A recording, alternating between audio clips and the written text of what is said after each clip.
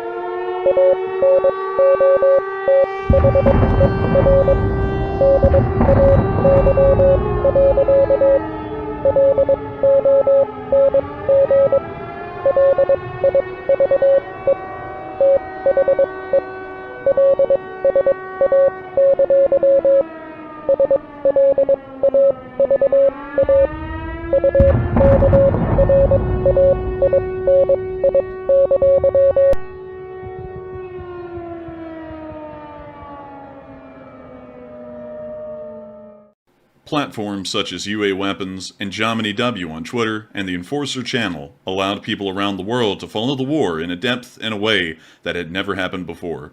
Retired General David Petraeus.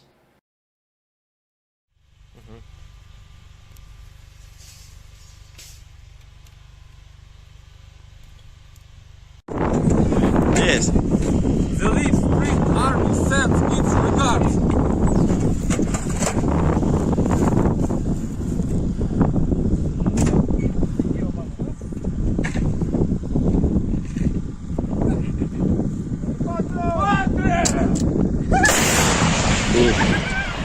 Русский военный корабль. Предлагаю сложить оружие и сдаться. Русский военный корабль, иди нахуй.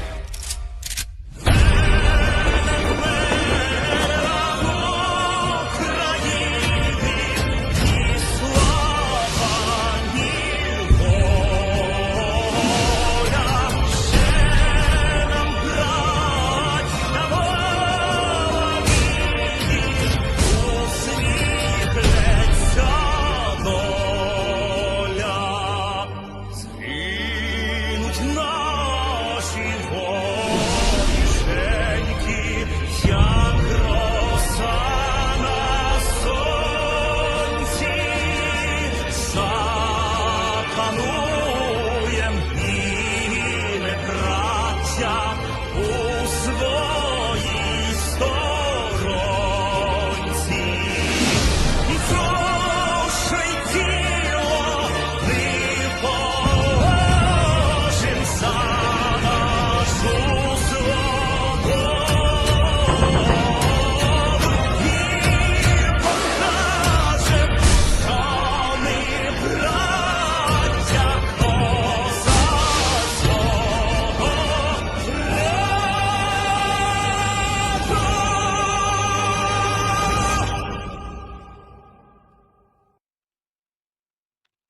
Hello, everyone. I'm the Enforcer, and I'm accompanied by Enforcer Matt.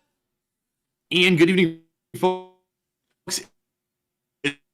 And welcome back to 723 The News. And it's good to see you all once again. And if you hear me sounding a little bit different tonight, that's because I'm once again in another hotel room. I'm trying not to wake the whole building up, but it's good to see you all once again. And of course, we're going to be covering the past 24 hours of the news of the war in Ukraine, and we have some fairly considerable news to cover today in two different aspects. Of course, inside of Russia and inside of Ukraine. And while the news inside of Russia, which is the death of Alexei Navalny, has been literally covered to the point it couldn't be covered any further, we're going to be saving that for just a little bit later into the stream, considering that that breaking news has kind of already come and run its course about 16 hours ago.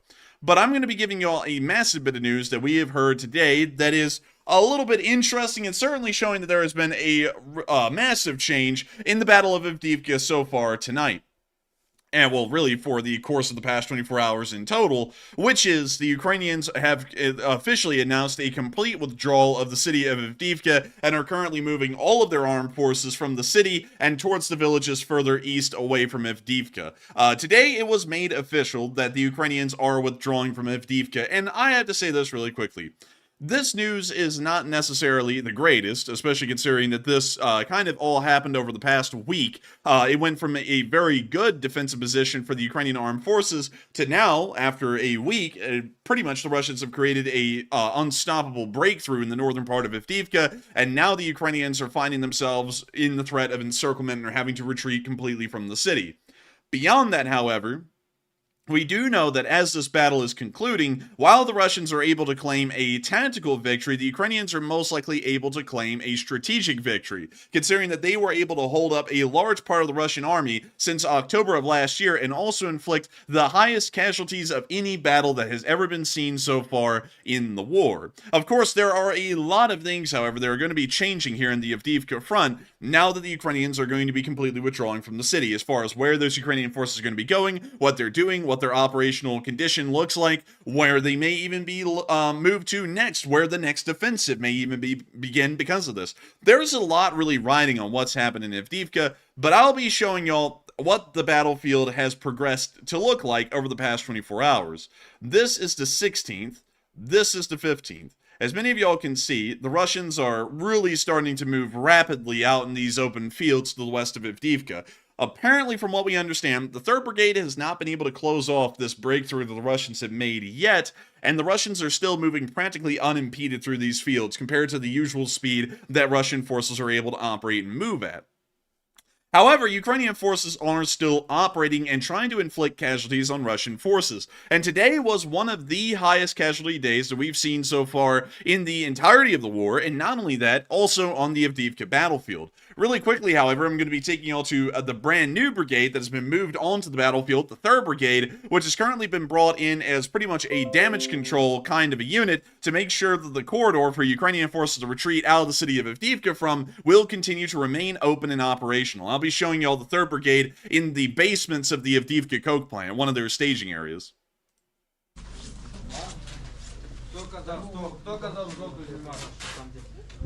Підари вимушені йти по відкритій місцевості, щоб доходити. То пацани тігри, вони воно їбашать, і там, блядь, що крисна. Пані, ви поняли задачу? Запакувати максимально, блядь, ефективно. Скільки на позиції? We hear shells landing right on top of them on the coke plant as they're sitting in the basement. Ну, блін, ну спортили мені, ну. Got plaster in the cup. We can now see them moving a wounded man and providing first aid. Вони ввійшли в положення, вони знають, що у нас тут більшість впевнених ходять на позицію. От, вони це роблять зараз там, кидають всі сили, щоб стабілізувати ситуацію, щоб там відбити якісь... We see these Ukrainian soldiers here sitting in the basement as the shelling continues overhead. Бійці з ними працювали і вони реально круто працюють. Вони на позиції змогли робити тампонади і при тому успішно. Окей, котики, зараз давайте, щоб повернулися з тиграми. Тигрики.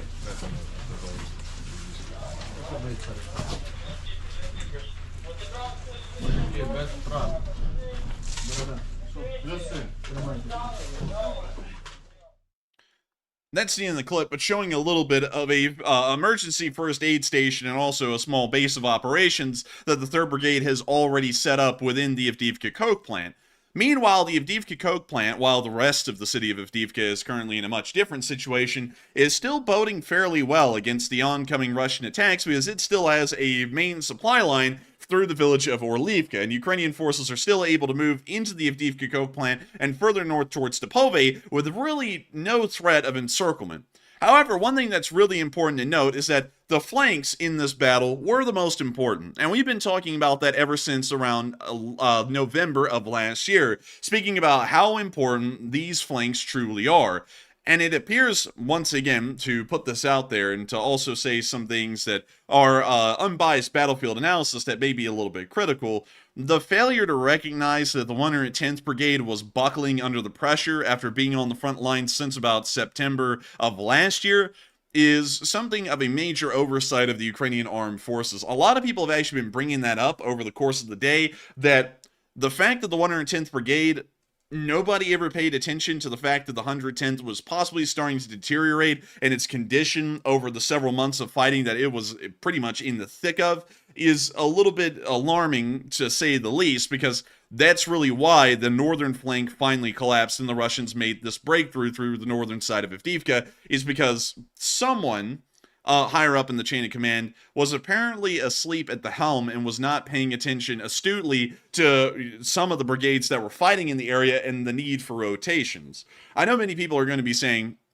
oh, it wasn't the 110th that collapsed. No Ukrainian brigade collapses. The 110th did in fact collapse, because we do know that the Ukrainian High Command rotated the 110th out about 3 or 4 days ago when this breakthrough started to first form, and moved the 3rd Brigade in immediately to try and deal with the situation. And the 3rd Brigade came into a situation that had pretty much already collapsed to this point on this northern flank. The Russians were already in the northern area of the city, the 110th was in disarray, the 3rd Brigade is trying to be handed over positions from the 110th that were already in retreat or falling back, and so the situation was not that good. And it appears that the situation, especially over the past 24 hours, is still showing that it's not too good, because it looks like, according to Deep State UA, maybe even the second evacuation corridor for Ukrainian forces outside of the Highway of Life may have already possibly been overrun as well, because the Ukrainian front line is now on the southern end of that highway, meaning that that highway as well is now caught in the middle of a front line. So, going off of this, I've got to be entirely honest with y'all, this was not a good situation. The Ukrainians were on the winning side of this battle until about 5 days ago.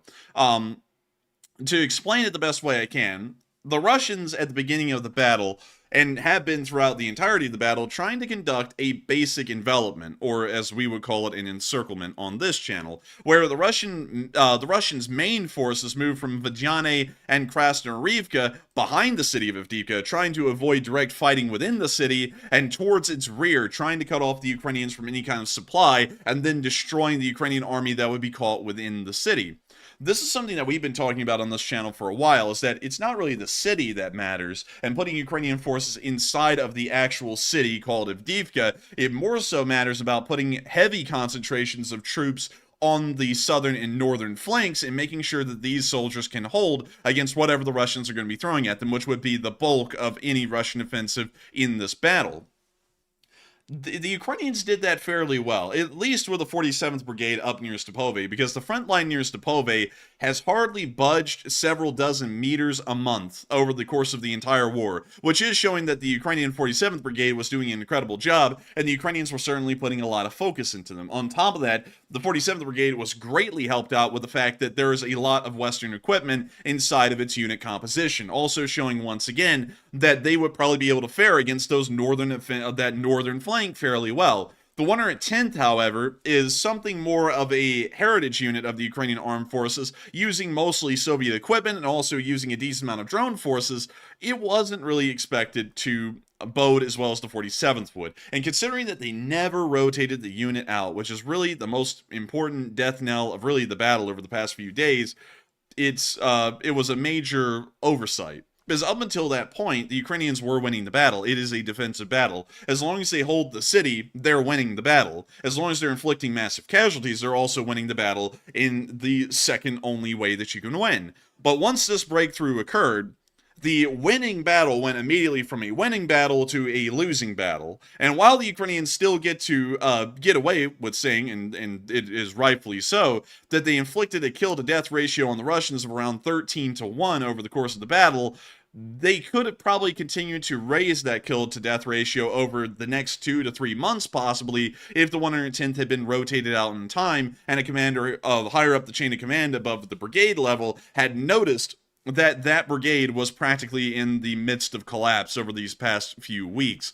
It's something that we also did not know about as well on this channel, but as many of y'all may note that we never said anything about the 110th's condition. In fact, we thought the 110th Brigade's condition was fairly good and perfectly fine, and apparently we were believing that because nobody was suggesting or even stating that the 110th was starting to run into issues with exhaustion until the breakthrough started to occur. So, I hope that does give a pretty good explanation as to why this happened and why we're looking at the situation right now, but it seems to be a pretty serious ordeal. But moving on from that, we also saw that the Russians are trying to bombard really the last defense that the Ukrainians have north of Avdiivka, which is still a part of the city, which is the Avdiivka coke plant. I'll be showing y'all this clip right here.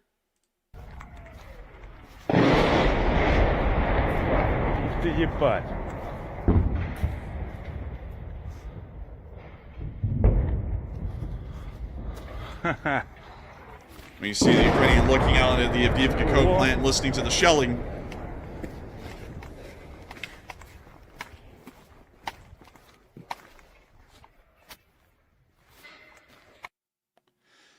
Heavy shelling has been occurring like this, not only on the Avdiivka coke plant, but the city of Avdiivka, really since this day began, the past 24 hours began. We have been seeing that the shelling has been wildly consistent and very heavy by Russian forces as they're attempting to levy their massive artillery power against the Ukrainians to try and push them out even quicker, and also to try and inflict as many casualties as they can onto retreating Ukrainian forces. Moving on from that and into our next little clip, we also got to see that the 3rd Brigade showed us that the Russians are probably firing, very clear evidence here, white phosphorus into the Avdiivka coke plant. And here's the clip.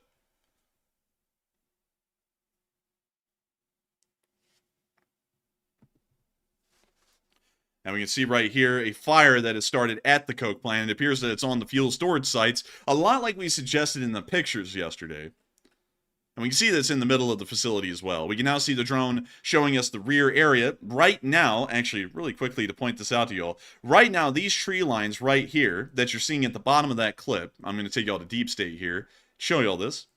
Those tree lines are right here near Lestochkine, and they're currently under control of the Russian armed forces at the moment. To kind of give you an idea of how far the Russian push has actually made it through the Ukrainian lines and west, it's pretty much well, there's really no pretty much. It is actually a fairly severe issue that we're currently having to look at and deal with at the moment.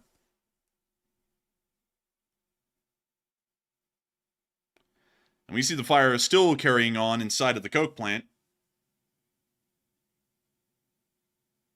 Now, this isn't like, you know, Pablo's Coke or anything like that. This is like, you know, the industrial Coke, right? Oh, yeah. This ain't none of that, Okay, good. Man, kind of Coke. This is that normal kind of Coke, the industrial Coke. That's the fine Peruvian blow. But moving on from that and into our next little bit of news, outside of the Avdiivka coke plant and kind of moving a little bit further back on the road, we also got to see that one of the 3rd Brigade's M113s was trying to move into the coke plant today to help to further reinforce their garrison there, and it ended up getting hit by an ATGM, once again giving us some fairly clear confirmation that the Russians have moved a fairly substantial infantry force into this area, and not only that, for one of the rare times over the course of the war, they actually appear to be equipped with anti-tank weapons, and anti-tank weapons on an infantry level, like an ATGM, are actually fairly rare in the Russian armed forces. We rarely ever see them even being equipped with RPG-7s, which are one of the more basic anti-tank weapons that the Russians could provide to their armed forces, so it appears that whatever broke through this area, they're actually managing to be slightly marginally competent, and they've given them a minimal amount of anti-tank weaponry. Here's the clip of the 3rd Brigade's M113 being hit. From what we can tell, it was hit on the right side of the M113, inside of the engine bay. You can see the driver right up there. The engine bay is behind this little panel right here inside the M113, and we can also see the machine gunner was actually looking the opposite direction from where the ATGM came in and hit the vehicle. So here's the clip.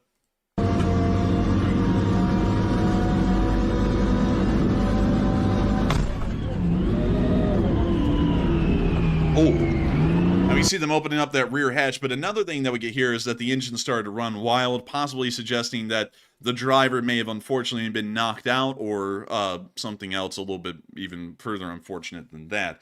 I've got to give a huge credit to the 3rd Brigade. However, the 3rd Brigade was one of the best fighting units inside of the city of Bakhmut, one of the literal best, one of the first stormtrooper units that we ever saw in the Ukrainian armed forces that was actually able to get into the trenches themselves, and not only get in them, but fight all the way through them and take them one after the other in the southern area of Bakhmut.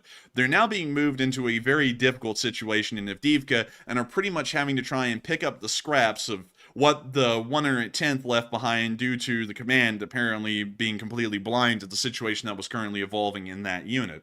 The 3rd Brigade has an impossible task ahead of them. I've got to be entirely honest with y'all. The 3rd Brigade has to stabilize a rapidly advancing Russian force and stop them from being able to move forward. From what I would understand, they're most likely setting up defensive positions in Latstochkine and the Avdiivka coke plant. I don't know if they're trying to set up any defensive positions on the highway in between Avdiivka and Siberian. Hopefully they would, because at the moment, that is the route of retreat, the only route of retreat that the Ukrainian forces have to move out of Avdiivka. But nevertheless, I hope that all of y'all have a lot of thoughts and prayers for the 3rd Brigade tonight, because they are truly trying to fight an uphill battle, no doubt about it. I do not mean to sound at all like this is a doomsday scenario, but the situation we are looking at from a battle's perspective is a very grave one. This is a lot like the Soviet encirclement of Stalingrad in early 1943. It is a very bad picture, especially if you were on the German side in that battle. That was pretty much the ending part of the battle was the Soviet encirclement of the 8th Army inside of Stalingrad. So going off of that, this is kind of a similar look right now on the battlefield, and hopefully the Ukrainians can manage to get all of their forces out before things go very badly. But moving on from that and towards Let's Honestly, in my opinion, I really don't think this is a win for Russia whatsoever, and I really don't think it's a loss for Ukraine either, because the amount of losses that Russia has racked up to take this one city right here has been so massive. It would be insane to really call that a win. And, if in my opinion, you have to take all of that into account. If Russia has to throw so many people into a meat grinder to be able to take that place, that to me is basically a net -0. So, to me, not a win. I would agree. It's not a win when you look at the battle at large over October to now, but still, at this moment, this was... I'm going to try and find a good way to try and bring a historical allegory to this one. This is a lot like Custer's charge at the Battle of Gettysburg. The Confederacy was pretty poised up until that point of the battle that they probably were going to... Well, actually, it's not Custer's charge. I'm sorry, Pickett's charge. I'm thinking of the of Little Bighorn and Gettysburg at the same time. Sorry. But it was Pickett's charge in the Battle of Gettysburg that actually led to the Confederates sustaining a defeat on the battlefield. If it was not for Pickett's charge, the Confederacy was actually in a upper hand advantage at the moment, and they probably would have been able to hold the line and possibly even push the Union off of the ridgeline that they had taken up positions on south of Gettysburg. From a battle perspective, that decision was a terrible one, and of course was made pretty much without... I don't believe it was made by the orders of General Lee. It was General Pickett himself who ordered the charge, but it was still a stupid and suicidal move. It still led to the defeat of the Confederacy in that battle. Another example of a battle where there was one decision made that ended up throwing the entire thing on its head would have been, and I'm trying to think, the Ardennes offensive in 1945. And some of y'all may be like, wait a minute, why are you taking examples from terrible countries like the Confederacy and Nazi Germany? Well, they ended up losing the war because of bad strategy. So pretty good examples to work off of and learn from. But during the Ardennes offensive, The Germans tried to push forward rapidly, but they didn't really account for some of these units being a lot more battle-hardened than they were, and they weren't able to actually achieve their objective of trying to take the road crossings at Bastogne, and that ended up leading to a defeat in the Ardennes offensive as well. But it's singular things sometimes, one little thing that can lead to the loss of the battle, because the Ukrainians probably would have been able to declare victory as a defensive battle throughout the course of its entire length if the 110th Brigade had simply just been moved out of its position and replaced with a different brigade earlier on in the battle, maybe about 3 weeks or a month ago. But they weren't, and nobody brought that up. Like, we didn't even know about it on this channel until the 110th Brigade got pushed back and they just started to fall apart.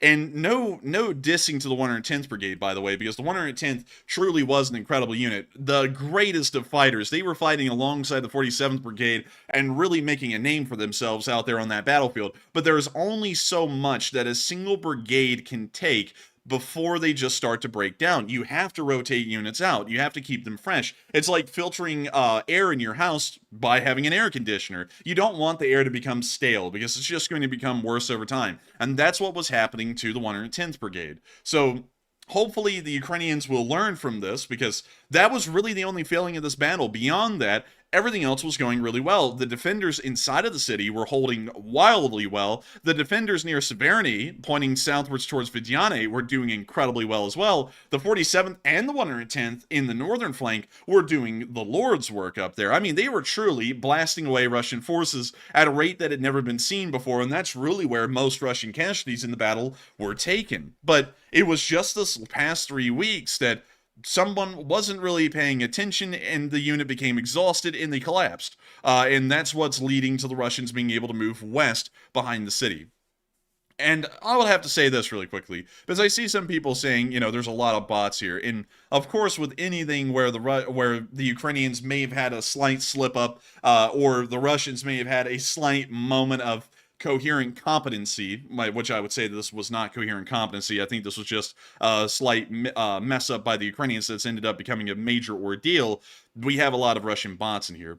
One thing I want to say, however, is that while the Ukrainians did have a slip-up, and the 110th was exhausted and then collapsed, this is not a reason to go and say the war is lost. This is one battle among many. And when you get into military history, you'll learn that every single side has lost battles and still ended up winning wars. The United States actually lost several battles over the course of World War II, and we still ended up rebounding and winning the war quite handily. In the First World War, really everybody ended up getting beat pretty badly, and then for some reason the United States came over to the Western Front in World War I and conducted a practical miracle by not losing a single major campaign, which is actually a pretty big rarity. The British and the French did lose several battles during World War I.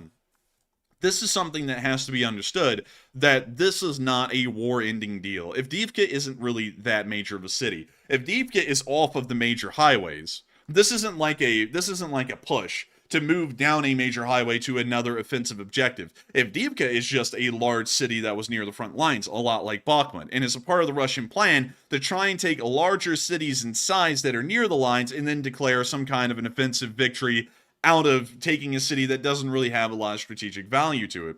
But at the same time, we have to remember that the Ukrainians once again put up an unbelievable battle in this city for an ungodly amount of time. Like, when you really think about it, from October to now, that's about 6 to 7 months. They inflicted 40,000 dead onto the Russian army to take a city that had a population of roughly 60 to 70,000 people. When you put that into perspective, that is huge. The Ukrainians did incredibly well in this defensive, and a massive amount of respect and a massive amount of credit has to be given to all of the soldiers of Ukraine who served on this battlefield, fought in all of these incredible and honorable units, and continued to defy the odds against really a 5-to-1 advantage in the Russians' favor, and continue to just keep going and not fall back. It was just sadly the 110th that got the short end of the stick, got exhausted, and collapsed. If it was not for that, the Ukrainians would have continued to fight on in this battle really well. But with that, we're going to be moving on from that little bit of news and down here to the highway in between Siberian and Avdiivka, where we did get to see some Ukrainian armor moving around. It looks like one of the tanks had already been hit by a Russian FPV drone earlier, and there was still a small fire burning on the side skirt, but that was not phasing the tankers. They were just continuing to roll on and keep on working on their objectives for the day.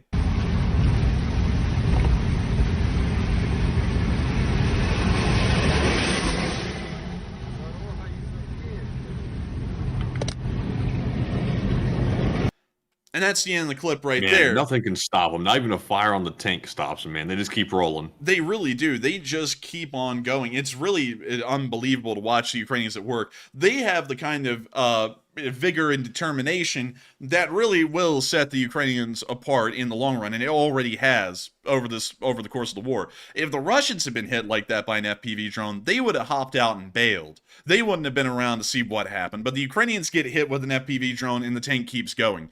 You got to give a lot of respect for stuff like that.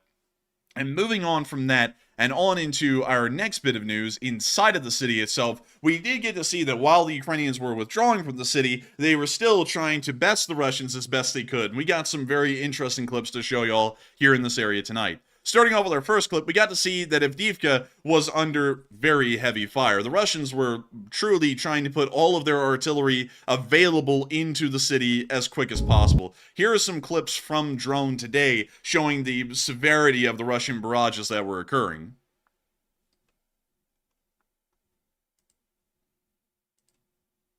Jeez, man. They were determined this place. Like, this was honestly another basically propaganda victory for the Russians.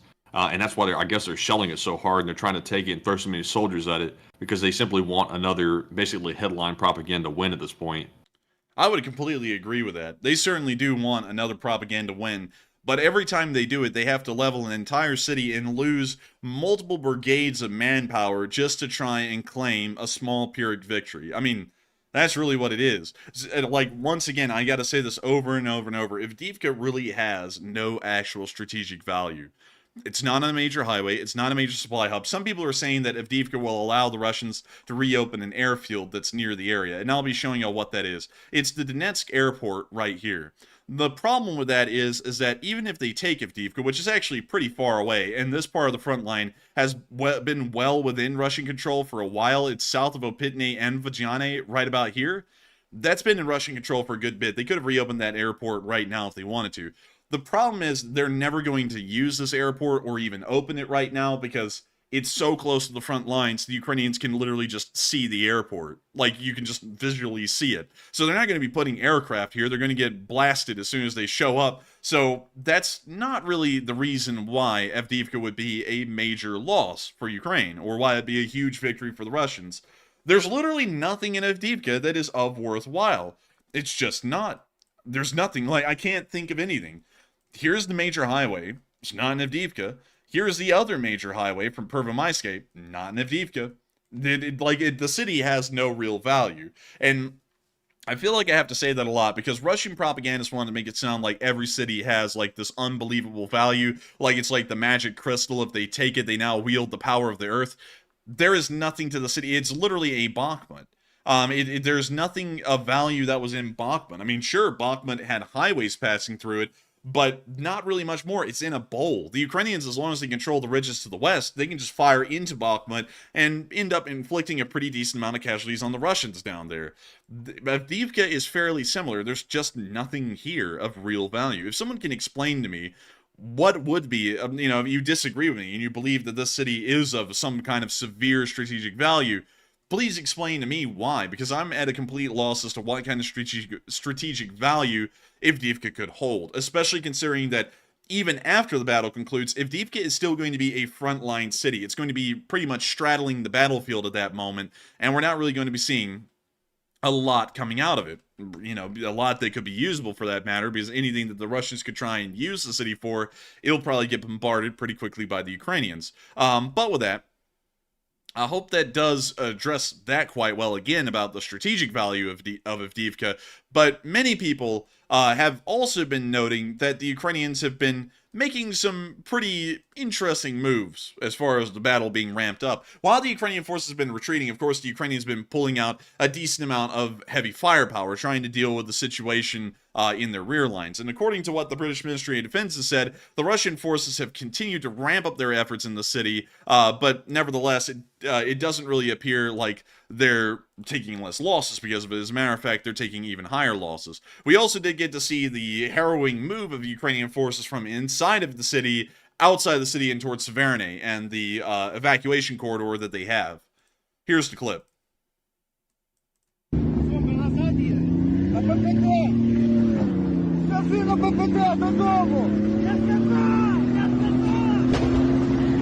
We hear the artillery slamming around.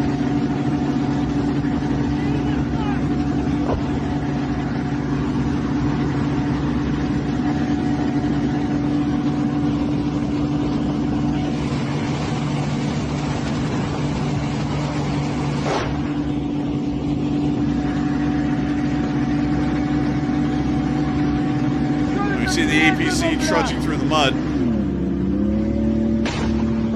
as artillery lands really close nearby.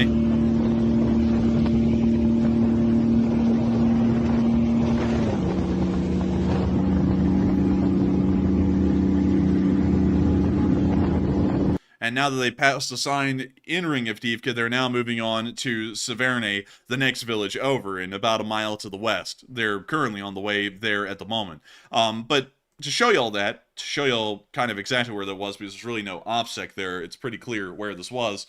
This is the mud road here, right there, that the Ukrainians are taking out of Avdiivka and towards Siberian. You could actually see the Avdiivka coke plant off in the background, the towers and funnels of the coke plant way off in the distance, about a mile away, showing us that they were there. And once again, it's not really like that's an operational security thing, because that is literally the only route that the Ukrainians can take at the moment to leave the city.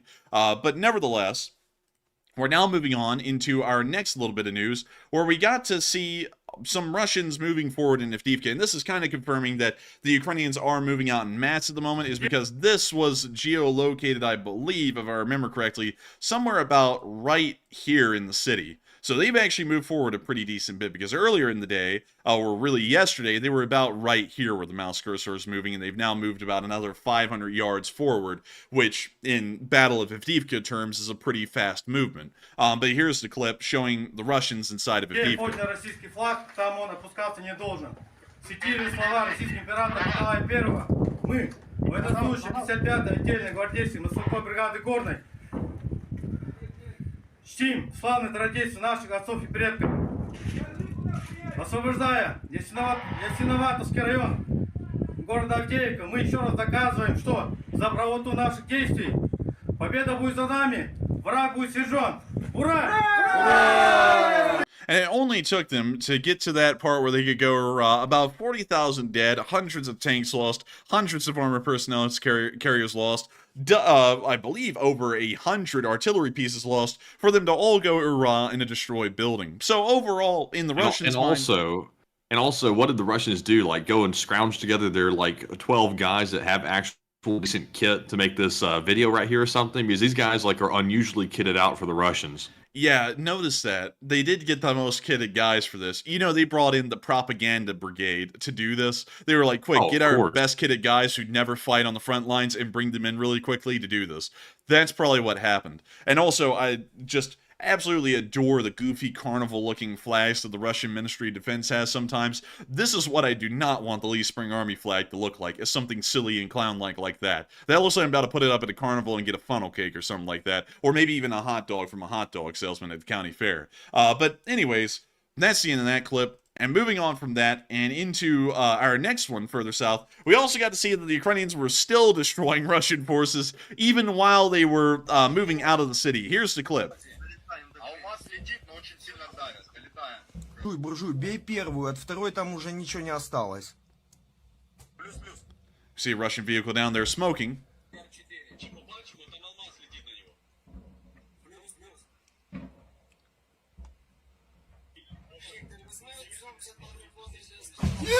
Ой-ой-ой! Dang! Oh my god! Dear Jeez, Lord. dude! That guy literally just let out his soul. Listen to that. That was a Cambridge stream. Oh my God, if you ever man, hear that one. was crazy. Goodness. But I gotta say, his determination to continue to destroy Russians is admirable, and he certainly was able to do that today. But with all of these clips considered, it's time for us to move up to Stepove, because we got to see that the 47th Brigade is still going business as usual up in the northern area near Stepove and continuing to hold their part of the line. The 47th Brigade has been the rock of the north for the most part, continuing to hold this line as best as they can, and of course with great support from the Leopard 2s and Bradleys that were provided by Germany and the United States, which make up a good part of their armored force. Still, really nice to see, and great to know that the 47th is still doing incredible work out there on the lines. Moving on from that and into one of our last clips, way off to the west, we also got to see a aerial view of Avdiivka from above. Check it out. Actually, really quickly, it's not an aerial view of Avdiivka from above. I forgot. The clips are messed up. But what we're seeing is the nighttime footage, which just came out a few hours ago, showing us the Russian barrages that are still occurring in the city even as nighttime came. But here's the clip. Друзья, вот это вот Авдеевка, чтобы вы понимали. Вот это Авдеевка. Что там происходит сейчас? Дрожит весь Донбасс. Сейчас ездим, помогаем, тут пациков вывозим.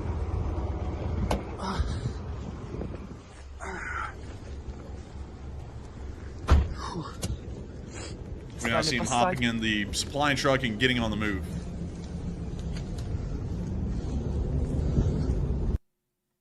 But with that, that's the end of that clip, and once again showing that the Ukrainians continue to press on, even under the extraordinarily difficult circumstances at Avdiivka. The Ukrainians are still trying to make a best situation as they possibly can.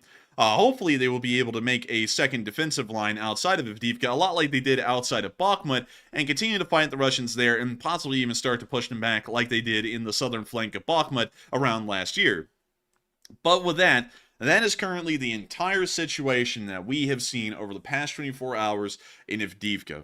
I would love to say this really quickly, because I feel like I have to say this a good bit. We have watched the Ukrainians do wildly well over 2 years of war. Unbelievably well. As a matter of fact, it's almost like it's a dream how good the Ukrainians have done. The Russian army was considered to be the second best in the world, and by really every metric in the numbers, the Russians are massively larger in armed force than the Ukrainians could have ever imagined to be. But somehow, over 2 years, the Ukrainians have continued to show that it's not size that matters for an armed force, it is the quality of an armed force and their morale that matters the most. And just with those two things alone, you can move mountains as far as anyone's concerned in the military world. We've seen them do amazing feats, unbelievable feats, conducting rapid offensives up in the Balaklia area and down near Kherson, completely defending the cities of Kyiv and Kharkiv for over a month and a half before the Russians withdrew in a blistering defeat. The Ukrainians have done wildly well throughout the war. And I think that we shouldn't take things like this today, things that I can't really try and say are good things. Of course, the Ukrainians losing the city of Avdiivka is, and of course under these circumstances that I've kind of explained earlier about the 110's sudden collapse, it's not a good situation. It's not a perfect one or an ideal one where the Ukrainians were kind of able to withdraw from the city on their own choosing like they did in Bakhmut. But nevertheless, we have to remember that winning and losing is a part of a war. Battles will be won and battles will be lost. Everyone should really count their blessings, both in Ukraine and in the Western world, that Ukraine has somehow been able to lose only a handful of battles. There are very few battles that I can actually think of in memory that the Ukrainians have truly lost, and this is hardly even one of those battles. And I would have to say that the Ukrainians have done an absolutely incredible job, an amazing one. I know that we have many Ukrainians who are here watching tonight, and a decent amount of Ukrainian soldiers from the armed forces that are also watching. And I do not want anyone to be dispelled or disillusioned that the Ukrainian loss is lost completely because of this one battle. It is not. The Ukrainians will continue to fight on. The loss of the city of Avdiivka is not a major and critical loss. Battles will be won and lost. The Ukrainians will win more. It is just a matter of fact that the Ukrainians managed to sadly fumble the rotation of the 110th Brigade. That's really what this entire loss of the city can come down to, is that one decision or that one failure of, lack of a decision in that regard. But the Ukrainians are truly doing an amazing job. I don't think that should be lost in anyone's minds, especially when looking at a situation like this, because the fact that the city held out all the way up until February 16th today, from around October 1st of last year, is truly a miracle in its own right, and shows that the Ukrainian soldiers were doing an unbelievable and incredible job defending the city.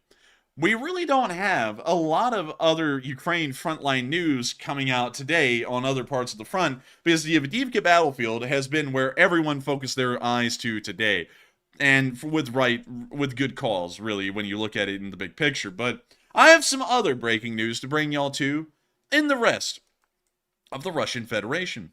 Because many of y'all may have heard this today. Of course, this is something that a lot of y'all have heard and seen about. The death of Alexei Navalny. It was announced today that Alexei Navalny suddenly dropped dead inside of a penal colony in Siberia, and when the ambulance arrived, they just said, you know what, he's dead on the spot. Nobody's come up with an explanation as to why he's dead on the spot. The Russians are, of course, saying that they're trying to look into it, but we all know that that's not going to produce any real answers.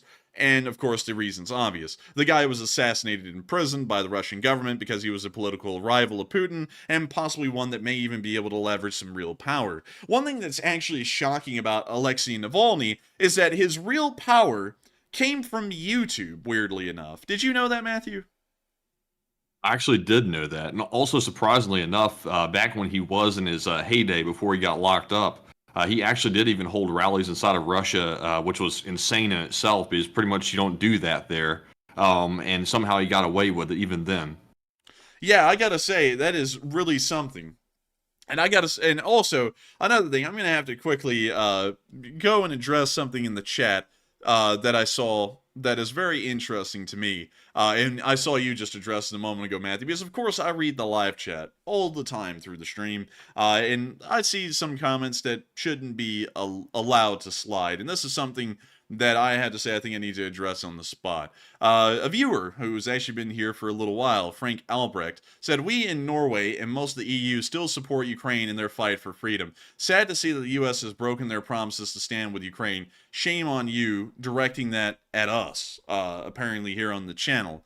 I don't know what kind of world you're living in, bud. You may have been here for a while, but that really aggravates me a lot to my core, to see someone like you who's been around for so long, knowing that me and Matthew are both Americans, and to know that almost over 50% of our viewership here, 57% of it, is from the United States, all from pro-Ukraine supporters, to sit there and say shame on us when we are continuing to try and support Ukraine the best we can and encourage the cause of the fight for Ukraine, and even look at things like Avdiivka and go, there is hope to be had, the Ukrainians can still end up winning the war, and then to say shame on us for continuing to try and be optimists and to continue to try and push the cause forward is something that I find really interesting. This is one of those things, Frank, where people start to try and point fingers and blame at others, where they start to learn that maybe they shouldn't support the war. You see, Frank, let me explain this real quick. When people like you, from the European Union, decide to start blaming the United States for everything in the world, you start to draw a lot of Americans away from supporting causes. Really just because they want to do it, they want to stop supporting things out of spite to other people around the world. I'm not telling you that that's what I want to do, I'm just telling you that's how people in the public think for the most part. So when the Europeans start to sit there and blame the United States for something that probably a lot of Americans, I'd say at least 65 to 70% of them, are not wishing would be the case, you start to kind of turn a little bit of those people away from the cause. And then the other people that turn folks away from the pro-Ukrainian cause are the really domestically political ones here in the United States that want to act like so-and-so political party is right and everyone else is a demon, and therefore they can't support Ukraine because they're terrible people. Then you take that remainder and you make sure that they're not pro-Ukrainian either. And you end up running away Ukraine war supporters. I don't sit here and I don't chastise any individual country on this channel for any actions that they take throughout the war. I haven't even said a really negative word about Hungary, which there's plenty to be said about what Viktor Orban has been doing in Hungary. Because I believe that that is not a way to make sure that Ukraine war support continues on in any kind of an effective manner. trying to point fingers and blame people who are blameless is a ridiculous cause, especially considering that sometimes the actions of some national governments don't necessarily represent the majority of people's opinions here in these countries, like in the United States. And I can attest to that personally, because I know people in real life that I know are all across the political spectrum, from far left to far right, and most, if not all of them, actually support Ukraine. I rarely run into ones that support Russia. So to blame all of those people who still are completely supporting Ukraine and do everything they can to try and back them up seems a little bit short-sighted, and something that someone will want to do and lash out in anger and end up screwing over the cause long term. Just want people to think about that, because making statements like those that are really charged and really violent are going to do nothing to benefit the Ukrainian cause. It's going to only do damage to it. So just wanted to put that out there. And I'm not into banning people for saying that. I saw someone say, ban them immediately. No, I'm not going to ban them for that. But I want you to understand, Frank, that things like that aren't smart. And I'm seeing a lot of people starting to do stuff like that, starting to point fingers at nations, starting to point fingers at groups of people. And I can promise y'all that that's no way to bring them over to the pro-Ukraine side. That's only a way to alienate people further and to make them feel like they're truly correct in viewing the Ukrainians or pro-Ukrainians as an enemy instead of a friend with a common cause. And that's certainly no way that anyone should lead a cause, because that's not a way you make friends. That's a way you easily make enemies. Go look at the hot dog salesman right now on Twitter and look at how many enemies he's able to make each hour. And certainly not helping out the Ukrainian cause in any single way. But with that, we're now going to be moving on back into the Alexei Navalny news, because we have been hearing that the guy dropped dead suspiciously, and it appears that a lot of people are not believing the story from the Russian government saying that the guy just happened to drop dead. A lot of people have apparently been taking issue with this and starting to lay flowers at some memorials inside of Russia, and sometimes in pretty ironic ways. Here in Kazan, we actually saw that the police were stopping people from laying flowers down for Alexei Navalny on a monument to the victims of political repression. Kind of ironic for what the monument stands for. And we see the cops here are literally creating a blockade where people cannot lay flowers.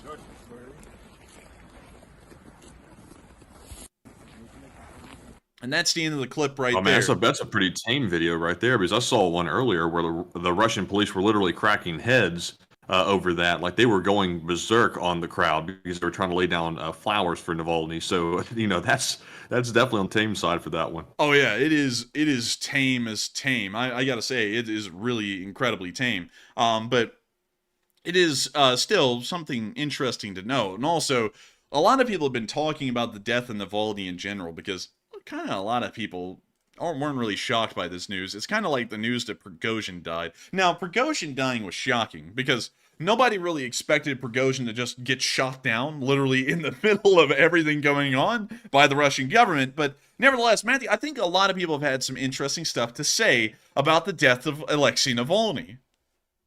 So yes, indeed they have. And we asked the audience the question, what are your thoughts about him being assassinated in Russian prison? And you'll notice that we're using the word assassinated here. We're not saying that he simply basically died in Russian prison, because it's pretty obvious here what occurred. He was only 47 years old, and he was in excellent health. And even his lawyer said he did not report any health problems before he suddenly dropped dead. So it's pretty obvious what happened. And also, he was a pretty staunch enemy of Putin himself, which does not tolerate dissent at all. So the vast majority of people said it was only a matter of time, and only a very small percentage said the timing is somewhat surprising. Excuse me. And to me, I would honestly say that the timing to me is really not surprising at all, because right now there is a presidential election going on inside of Russia, and Putin is trying to send a message to all of the presidential election candidates that he is not going to allow anyone to challenge his power, and if they do, then look what happened to Navalny. You're going to end up just like him, with a mysterious blood clot to the brain, and you're going to end up basically on the ground deceased. So, to me, it was on purpose. It was on purpose to send a message, and really it was a long time coming, because Navalny did pretty much everything wrong that you could potentially do to get knocked off in Russia. He directly challenged Putin, and he gained a really large following, actually, inside of Russia, which is something that is very, very hard to do. because typically the FSB snuffs those people out before they're even able to gain a small following. But for some reason, Navalny slipped through the cracks, and he was able to gain a very big one. So to me, it's just, it was coming for a long time. But Enforcer, what say you?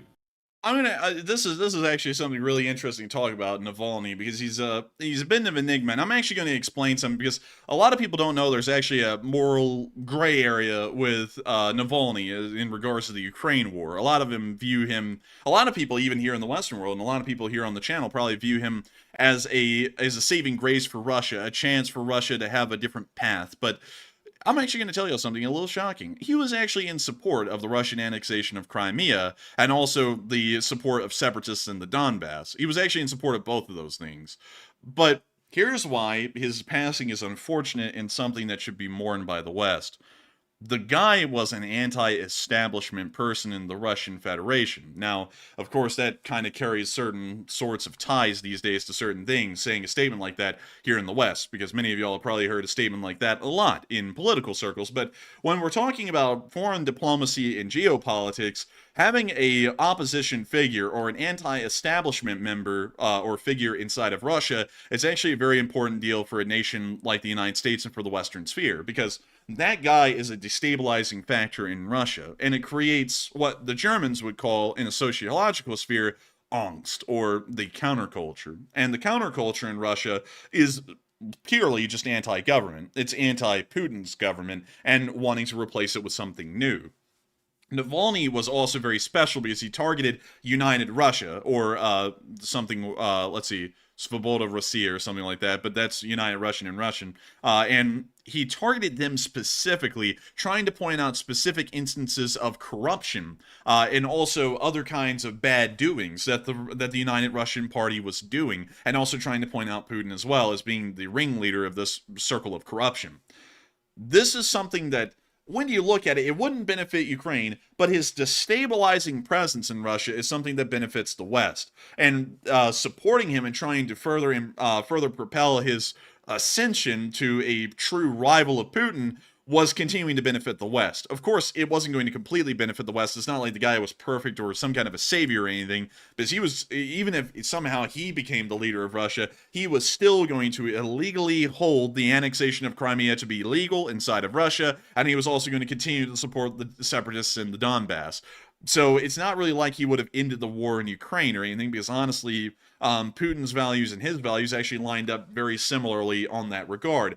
But the fact that the guy was destabilizing the Russian government so well and so much opened up the concept that maybe he could create enough of a problem in Russia that, maybe a little bit of foreign interference could be involved, and a good leader, one that we would actually want, can end up getting in there. Or he could just knock Russia off the pedestal for good, and we wouldn't really have to worry about the Russians, because they'd be involved in interior squabbles, and you would have a guy like Navalny pretty much trying to fight the completely corrupted throughout bureaucracy of the Russian Federation, which would be an unstoppable issue to deal with. So going off of those things, that's why It definitely is.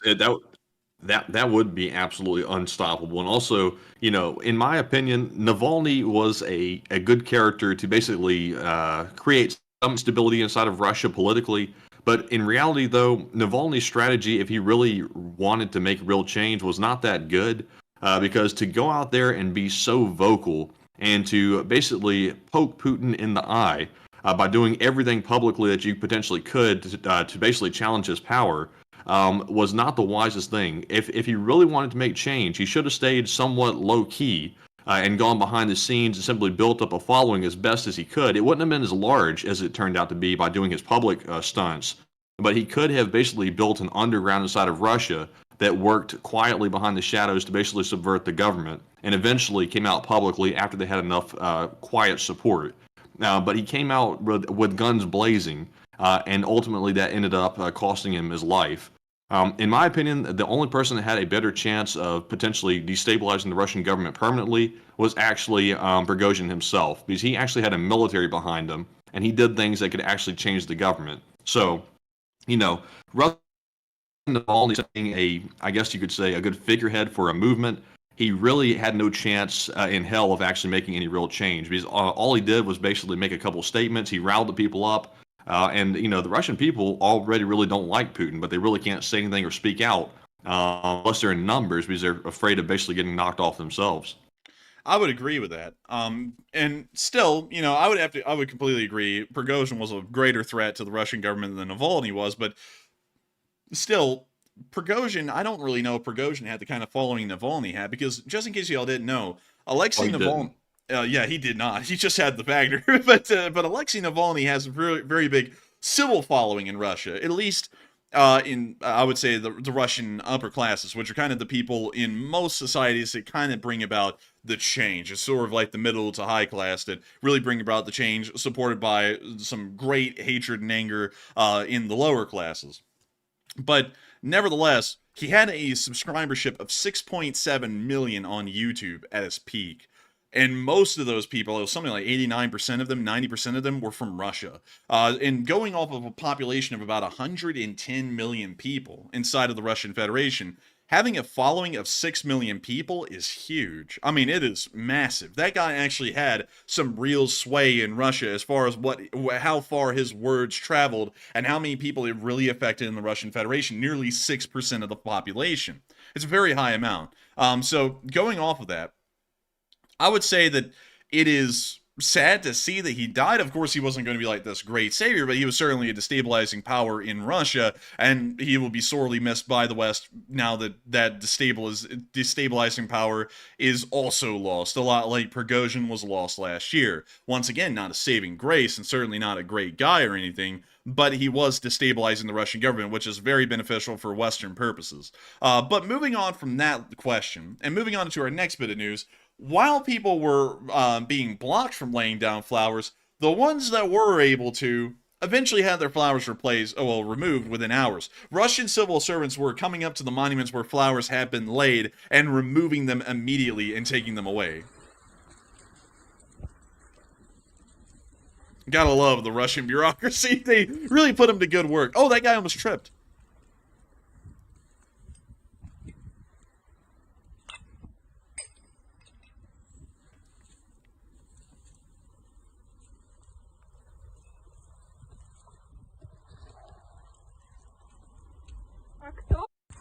But that's the end of the clip, just showing them removing the flowers. Also, another thing that was fairly interesting to note is, and we'll be getting to that in a second, because that's kind of my funny gaffe to kind of move on from Russia into something else. But within Moscow, we heard that apparently the Russian General Prosecutor's Office in Moscow was warning citizens against participating in Navalny protests, and there are already mass arrests being conducted within Russia at this moment because of people going out and protesting over Navalny. So it looks like while he may be dead and his long-lasting destabilizing abilities are now gone, his destabilizing abilities in the short term certainly still exist and are certainly starting to rear their heads quite heavily, even in the areas of Moscow. But before we move on from that, we're also going to be moving on down into Georgia. I'm going to be coming up to this one in Kolomna in a second, but we're going to be moving down to Georgia because we saw a lot of Russian citizens who have fled the Federation during the war are currently holding rallies in Georgia in honor of Navalny. These are probably it's probably an incredibly high concentration of pro-Navalny supporters because, of course, Navalny was anti-Putin's government, and so anything that was anti-Putin that led to these Russians leaving the country is going to be good in their books.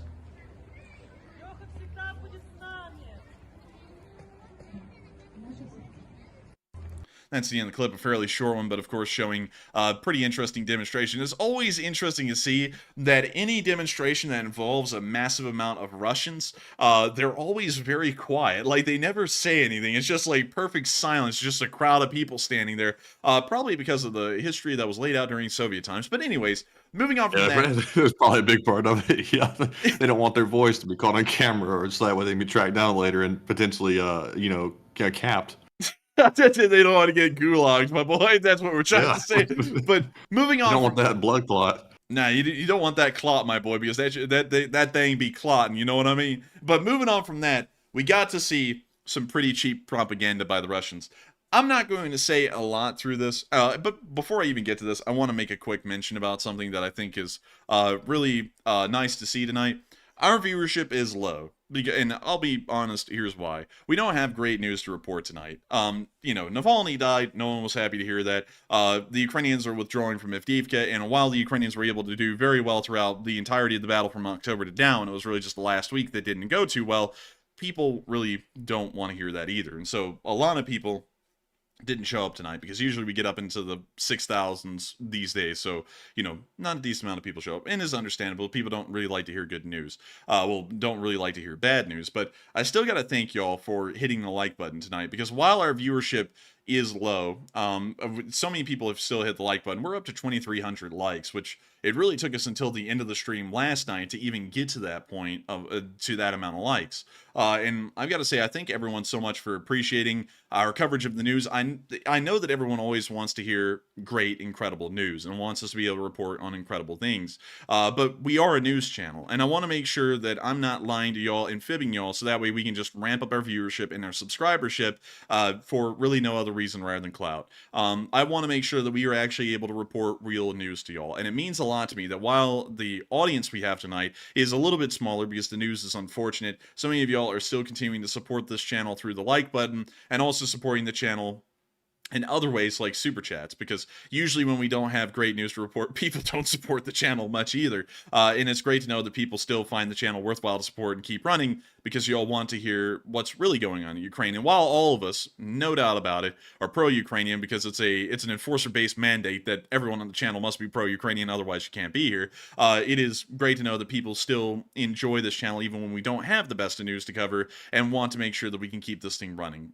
Greatly appreciate that, and I thank all of y'all so much for still being here with me tonight and listening to the news, even if it isn't the greatest. I'm pretty sure that tomorrow we'll probably hear something that is an absolute miracle, not in Avdiivka, but probably in another place, like the Ukrainians sunk another ship or something crazy like that. But for today, the news is the news. And I gotta thank all of y'all once again for being here, hitting that like button, and being who y'all are. Y'all are the Lee Spring Army, and it means a lot to me to know that the Lee Spring Army is always going strong, even on days where the news isn't the greatest. But put an LSA in the chat if you agree with me. I see a lot of y'all already doing that. But moving on from that and into our last clip of kind of like Russian news, we got to see some cheap Russian propaganda. So here's your fix for the day: cheap Russian propaganda. And oh, Matthew, look, they got a Ukrainian flag with marker on it. We actually have one of these flags right here from the 237th Brigade.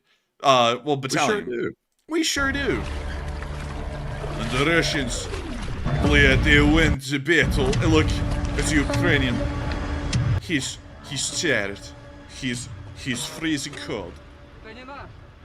He's not ours. Now he's ours. Oh, like that ever happens. Like, come on. Evacuation! And so they pull him out. And then the Ukrainian wakes up in a Russian hospital. Which, this ought to cue y'all in that this is a propaganda film, because at this point, healthcare in Russia is truly fiction. Like, it just doesn't exist. Stay calm. We'll pull you out. Man, Russia's pull-out game is pretty weak, though. I'm not gonna lie. Are you awake? God. How do you feel? Already better. Oh, look. Never mind, I'm not saying that joke, but they came. Yeah, I know where you're going. Are you awake? How do you feel? Already better. And then some doctor wearing some kind of a white padded tanker helmet comes in and goes, "They came. Let's go vote for Putin," of course. And I'm not gonna lie, y'all, it just pisses me off to an egregious degree what patient robes look like in Russia. They look like little kids' pajamas. Like, they just look so stupid. And they put this on when you go to a Russian hospital, they give you these. And I think they're just the stupidest looking, like, hospital clothing ever. I think, like, the stupid robes they give you in American hospitals, which I think look ridiculous, look better than whatever the hell this is in Russia. This is just goofy, but anyways, the Ukrainian is now understanding that life is so much better because they heard someone say, "Let's go vote." And of course, everyone loves voting, right? Where are you going? It's not for us. We don't have elections. Oh, that's facts, actually. He's spitting facts. And then the Ukrainian says, "I made my choice." No! Did you see that? His passport was already ripped. Like, they didn't even really hide that too well. You can literally see the tear right there. Like, there it is. Like they had some tape on this thing. Like they're like, just literally give it the lightest rip you can give. I'm telling you what, man. If only the Russians had some elections, I'm telling you what. Like, you know, the Ukrainians actually do have elections, like seriously speaking, but the Russians actually don't. And here the Russians are in the propaganda claiming that they hold actual elections like they're different. Yeah, I know. It's so ridiculous. But anyways, he rips up his Ukrainian passport. What? No. And for some reason, the Russians allowed him to keep his passport as pretty much a prisoner of war at this point, which is kind of weird, you know? But he's getting up with his cane. But you don't have a Russian passport. Obviously, he can't vote. And then the prisoner of war says the most revelational thing.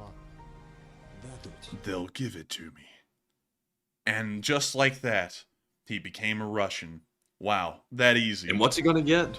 A Russian passport. So, you know, him Oh saying... my God, man, a Russian passport? Good Lord, that's like the ticket to heaven right there. Like, literally, like a Russian passport, you're going down. Dude, he upgraded so massively. He went from having a Ukrainian passport where he could probably travel and visit any nation in the world except for Russia, to now he can live in Russia and possibly visit Belarus with the right weather. You know, it's like, what an upgrade! You know, he can't visit the rest of the world, but Belarus, though. Think about it. The possibilities are endless. But then him just saying, they'll give it to me, got this other Ukrainian in the propaganda flick to go, oh, you know what? That's a good point. I'm just going to rip up mine too. But then, the ultimate stomp. Literally, he steps on the passport with a slipper. Oh my God. That's it. War's won. That's it. Everyone go home. The Russians won the war. The propaganda flick's just too good. And he left behind his money, too. Oh, my man, that's goodness. so cringe. That is so cringe, man. What did the Russians really think they're going to do by showing this? Like, is this for Ukrainians or is this for Russian, audiences? I don't know. I think it may be for Russian audiences, because who the hell is watching this in Ukraine? And also, another thing... probably for like a comedy or something, like stand-up comedy. They can, like, play this and make fun of it. Yeah, and also, another thing, Matthew, is like... back in the day when we watched the movie Salyut 7, it's the Russian-made movie about them having to go up and recover the space station. Yes. I mean, that wasn't that bad of a movie. It had some of that stupid Russian propaganda crap in it, but it wasn't that bad. And they went from making a kind of okay movie, objectively, was not a bad movie, except for the part where they acted like the Americans were literally going to just grab a space station with a space shuttle and then just bring it back to Earth, which was literally stupid. But beyond that, wasn't that bad a movie. They went from doing that to making cheap crap like that. It's like, that's just stupid, ridiculous. Like, there's no other way to put it. But nevertheless, one thing I do know, Matthew, is that... They're not going to get nominated for an Ivan for that one. Man, they're going to get nominated for 2 to the back of the head. Like, that's what they're getting nominated for with that. But anyways, moving on from that and out of the Russian Federation, it's time for us to move on to some very big and good news from some of the major European powers, France and Germany, which is how the Russians pronounce Germany. And I'm sure they're getting very familiar with pronouncing that because for some reason, the Germans still aren't eating hamsters, much to the dismay of many Russians. But moving on to Germany, we've heard that Zelensky has met with Schultz, and he has been able to get a deal of about 1.1 billion euros in a new aid package from the Germans. It'll include 36 new Panzerhaubitze 2000s, a very good SPG, 120,000 shells, which is actually kind of a small number, missiles for the Iris-T, and 2 Skynex air defense systems, which are those really cool little turrets that Krasnofey Wegman makes, or actually it's Rheinmetall. But still, great to see that Germany is going to be continuing to provide support, and hopefully it arrives soon. Moving on into France, we heard that the French upped the Germans, matched them and then doubled them, and made a security pact with the Ukrainians, and not only that, gave them $3 billion of aid over the course of this year, guaranteed, support for Ukraine's path into the European Union and NATO. They're also going to be giving them cyber defense assistance, critical infrastructure protection capabilities, joint defense production, meaning that now Ukraine has access to license-built versions of French military equipment, and consultations within 24 hours in case of new Russian aggression, the military version of roadside assistance, and humanitarian aid and post-war support. So overall, I gotta say, not a bad little security pact. And it is 10 years of security pact. I mean, hell, that's better than most warranties nowadays, I'd have to say. So I hope that does address that quite well. Very big news on the horizon in between France and Ukraine, and I gotta say, the Ukrainians are probably going to be getting a little Frenchy. But moving on from that, we're about to be moving on into our location unknowns. But before we do, I want to make sure to address some super chats that we've gotten tonight, and then we're going to be moving on into this news. So with that, what do we got, Matthew?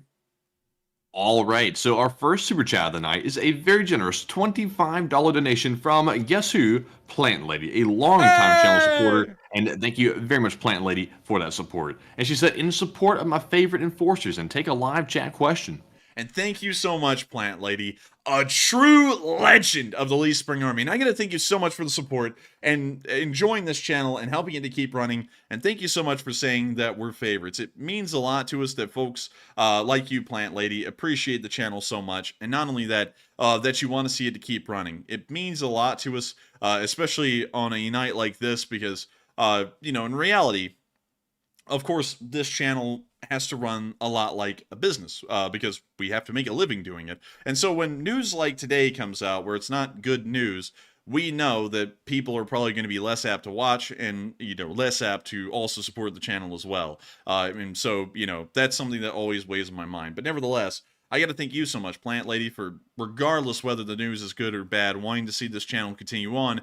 Because hopefully we will be able, through everyone's continued support, to be here for the very last day of the war, where we get the greatest news of it all, which will be a Ukrainian victory. And I've, of course, had to thank you so much for saying that we're your favorites. Of course, all of y'all, including you, Plant Lady, are our favorites, and it means a lot to me that folks like you enjoy the channel and want to see us keep on being on air, so that way folks like you, Plant Lady, can continue to enjoy the channel. And we will make sure to take a question from the live chat. So what do we got, Matthew? All right, and the question I've been seeing a ton of people asking in the live chat was specifically asked by Melinda, who says, will Ukraine blow up the coke plant before leaving? Possibly, but probably not, because it's going to be very difficult to try and destroy the Avdiivka coke plant completely, considering it's nearly half the size of the city of Avdiivka itself. So I hope that does address that well, at least in my opinion. And thank you so much once again, Plant Lady, for sponsoring that live chat. But with that, I hope that does address that well, and we are on to the next one. All right, and the next one goes to Jocelyn White, who throws in a $20 donation as well. And thank you very much, Jocelyn, also for that support. And she says, thanks for everything you've done, Ukraine, and take one from the chat. And thank you so much, Jocelyn White, for the support. And thank you for your third super chat in the history of the channel. And also, thank you for appreciating everything we've done for Ukraine. We try our best, and I think that a large amount of credit also goes completely to the Lee Spring Army for what the fundraisers have been able to do. They've been absolutely incredible and have fundraised massive amounts to help out nonprofits that have been working in Ukraine to help save lives. I think that's the best thing that the channel has behind it is the Lee Spring Army itself, and also thank you, Jocelyn White, for being a part of that and continuing to help this channel to keep on running. And we will make sure to take one from the chat. All right, and the one from the chat is actually going to be from something I've seen a lot in the chat as well. Not any particular viewer asked the question in specific. It was a lot of people that actually asked the question sort of similar.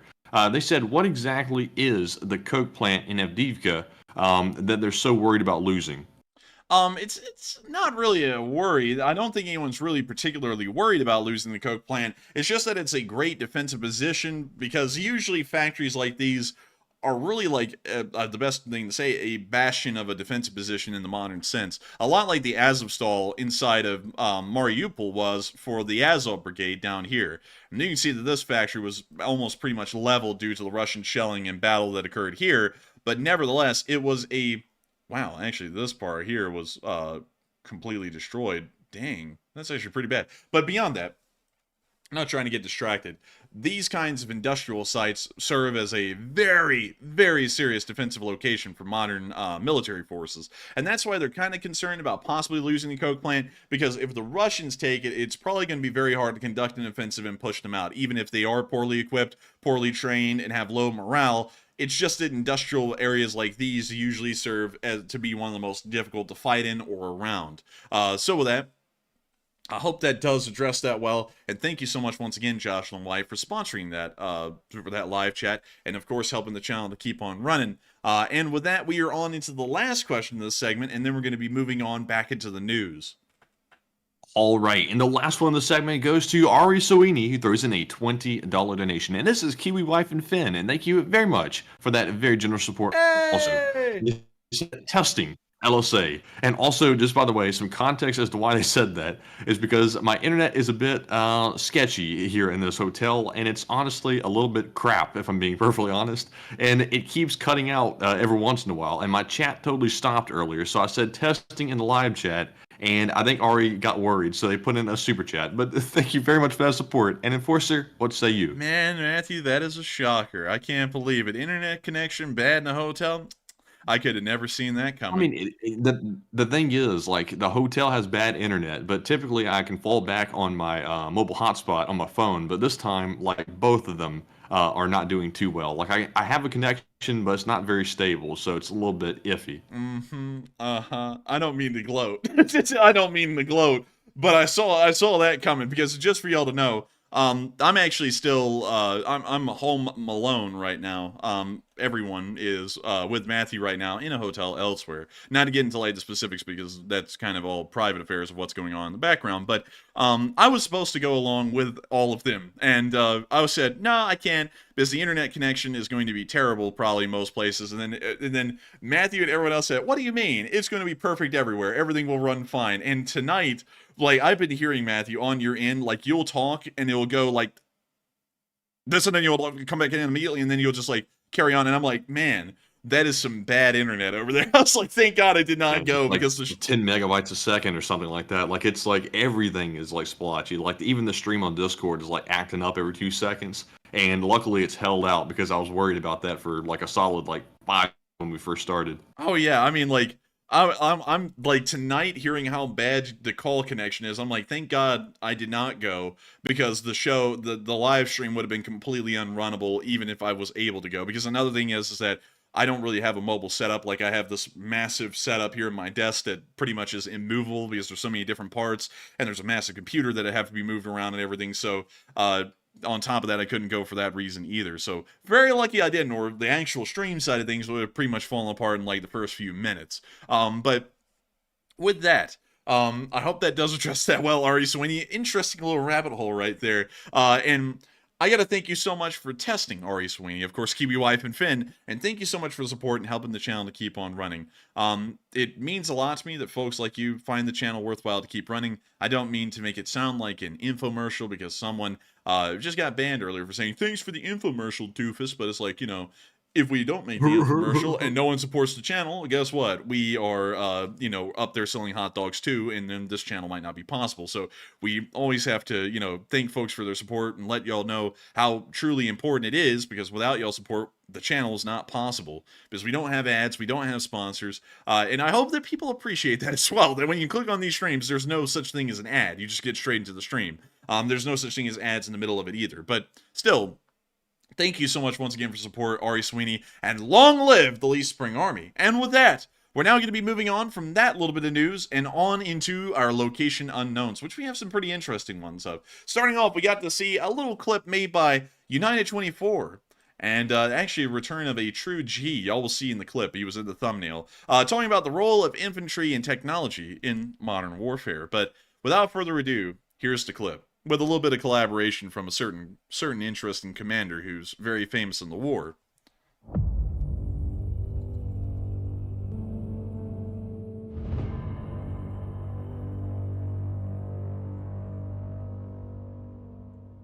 Good evening, dear delegates. My name is Denis Prokopenko. I am the commander of the 12th Special Forces Brigade Azov of the National Guard of Ukraine. Most believe that artificial intelligence will completely replace soldier on the battlefield in the nearest future. Of course, technology is the future, but above all, war is an art, not just a technology race, due to which the soldier begins to degrade with the idea that robotic equipment will completely replace him on the battlefield. Maybe this will happen, but definitely not in the nearest future, if nuclear war doesn't start ahead of time. But we need to deal with Sounds the like an problem optimist. here and right now on the Wow. front line.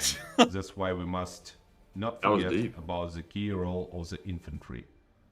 Our experience shows that when we are dealing with a fairly strong adversary, the concept of network-centric warfare without well-trained, well-disciplined infantry is flawed.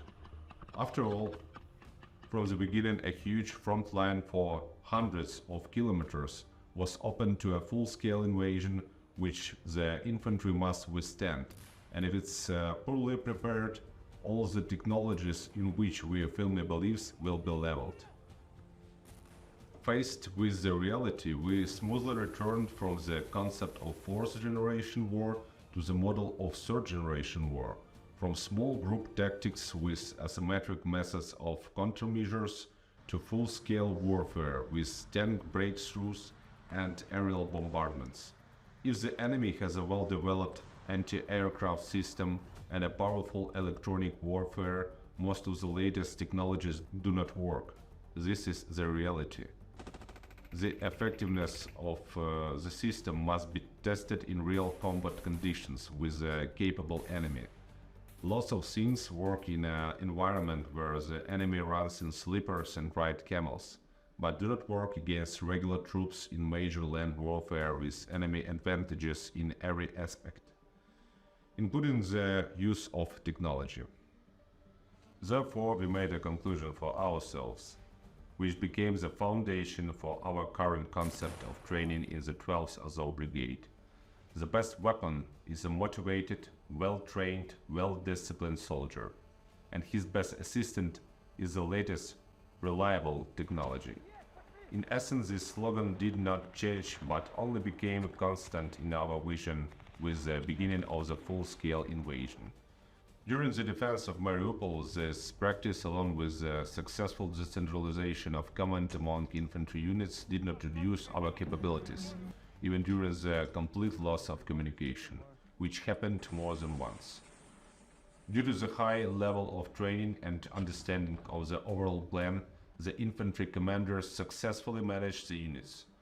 I believe that the future lies in a unified system that includes the comprehensive development of not only weapons and technologies, but also our most valuable resource, the infantry.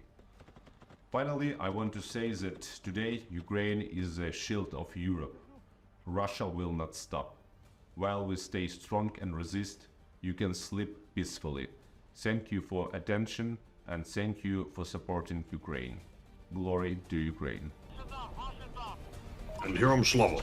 And Herom Slava. And that's the end of the clip, but many of y'all may know this commander because he was actually the commander of the Azov garrison that was defending the Azovstal during the Battle of Mariupol. So, pretty big, comeback right there on United 24 of all places. Pretty cool. But moving on from that and into our next clip, we also got to see that apparently some Russians were very unhappy with the junk they were provided.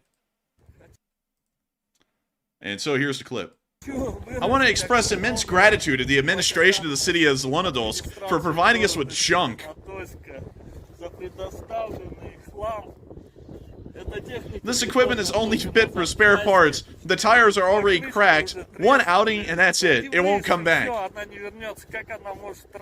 How can it transport the wounded? Think with your heads before acting. You only disgrace yourselves. You disgrace Tatarstan. We have to repair it ourselves. Here we go. Oh, the brake lights are working. What a miracle. At least something works.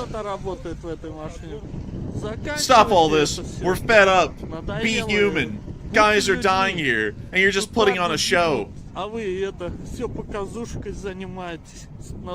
Millions are spent on the sent junk. That's where we stopped. See the turn? That's where we stopped. No brakes. You bastards! What are you doing? I want to live, just so you know. If we don't die from a bullet, we'll die from your humanitarian aid.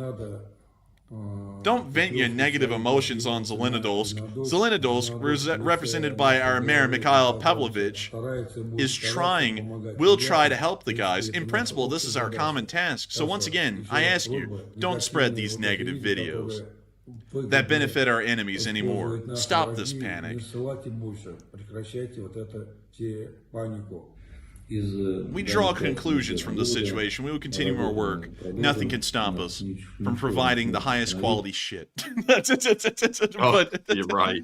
But nevertheless, y'all can see that the Russians in the field are giving the real story. They're like, this stuff sucks. And then the Russians back home are going, how dare you say this sucks? It is actually very great. The brake's not working. Allows you to leave the battlefield even quicker. Don't say this crap. It only supports our enemies. It's like, why don't you, I don't know, get better? You know, it's like a first work. But moving on from that into our next bit, we also got to see some Ukrainians warming by the fire.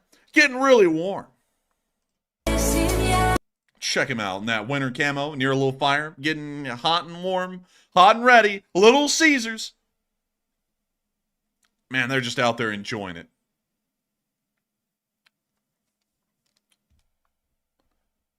Well, that's that, folks. No dilly-dallying about that. Just some folks chilling by the fire. Moving on from that, we also got to see some Russian casualties.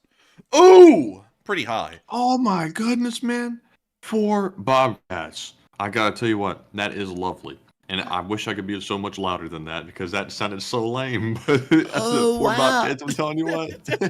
Man, this... Oh, wow, guys, look. Never... 4 Bobcats. You know what I sound like? Oh man. No, I don't even sound like him. I sound like that other dude that's friends with him. You know who I'm talking about? Hi guys. Hey guys.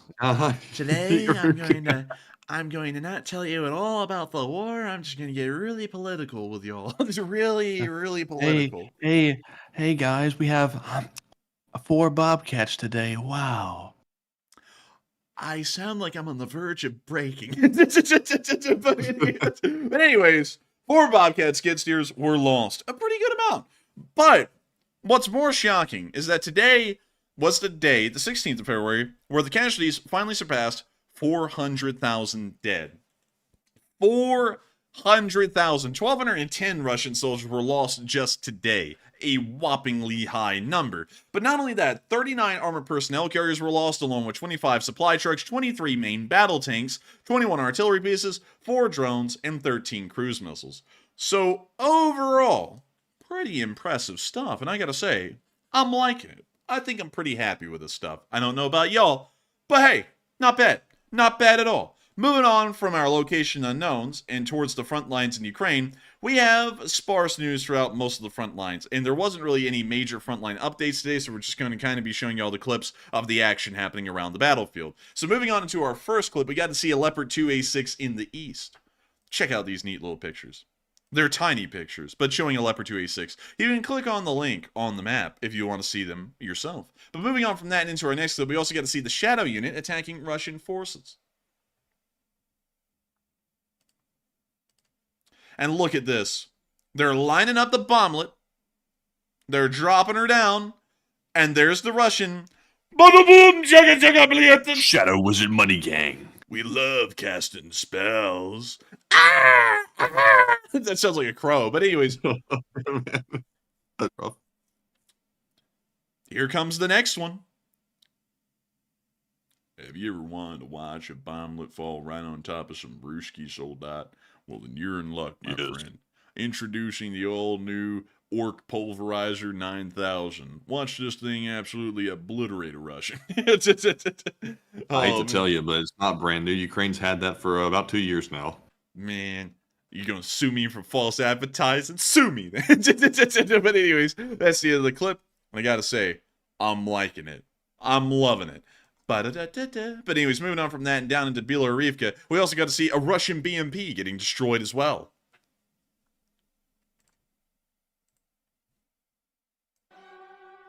Oh, that sounds copyrighted. That is Wagner's Flight of the Valkyries, a very famous orchestral piece, or more so an opera piece. But you can see them toasting up these BMPs, and these BMPs are going up just like an opera in fantastic style.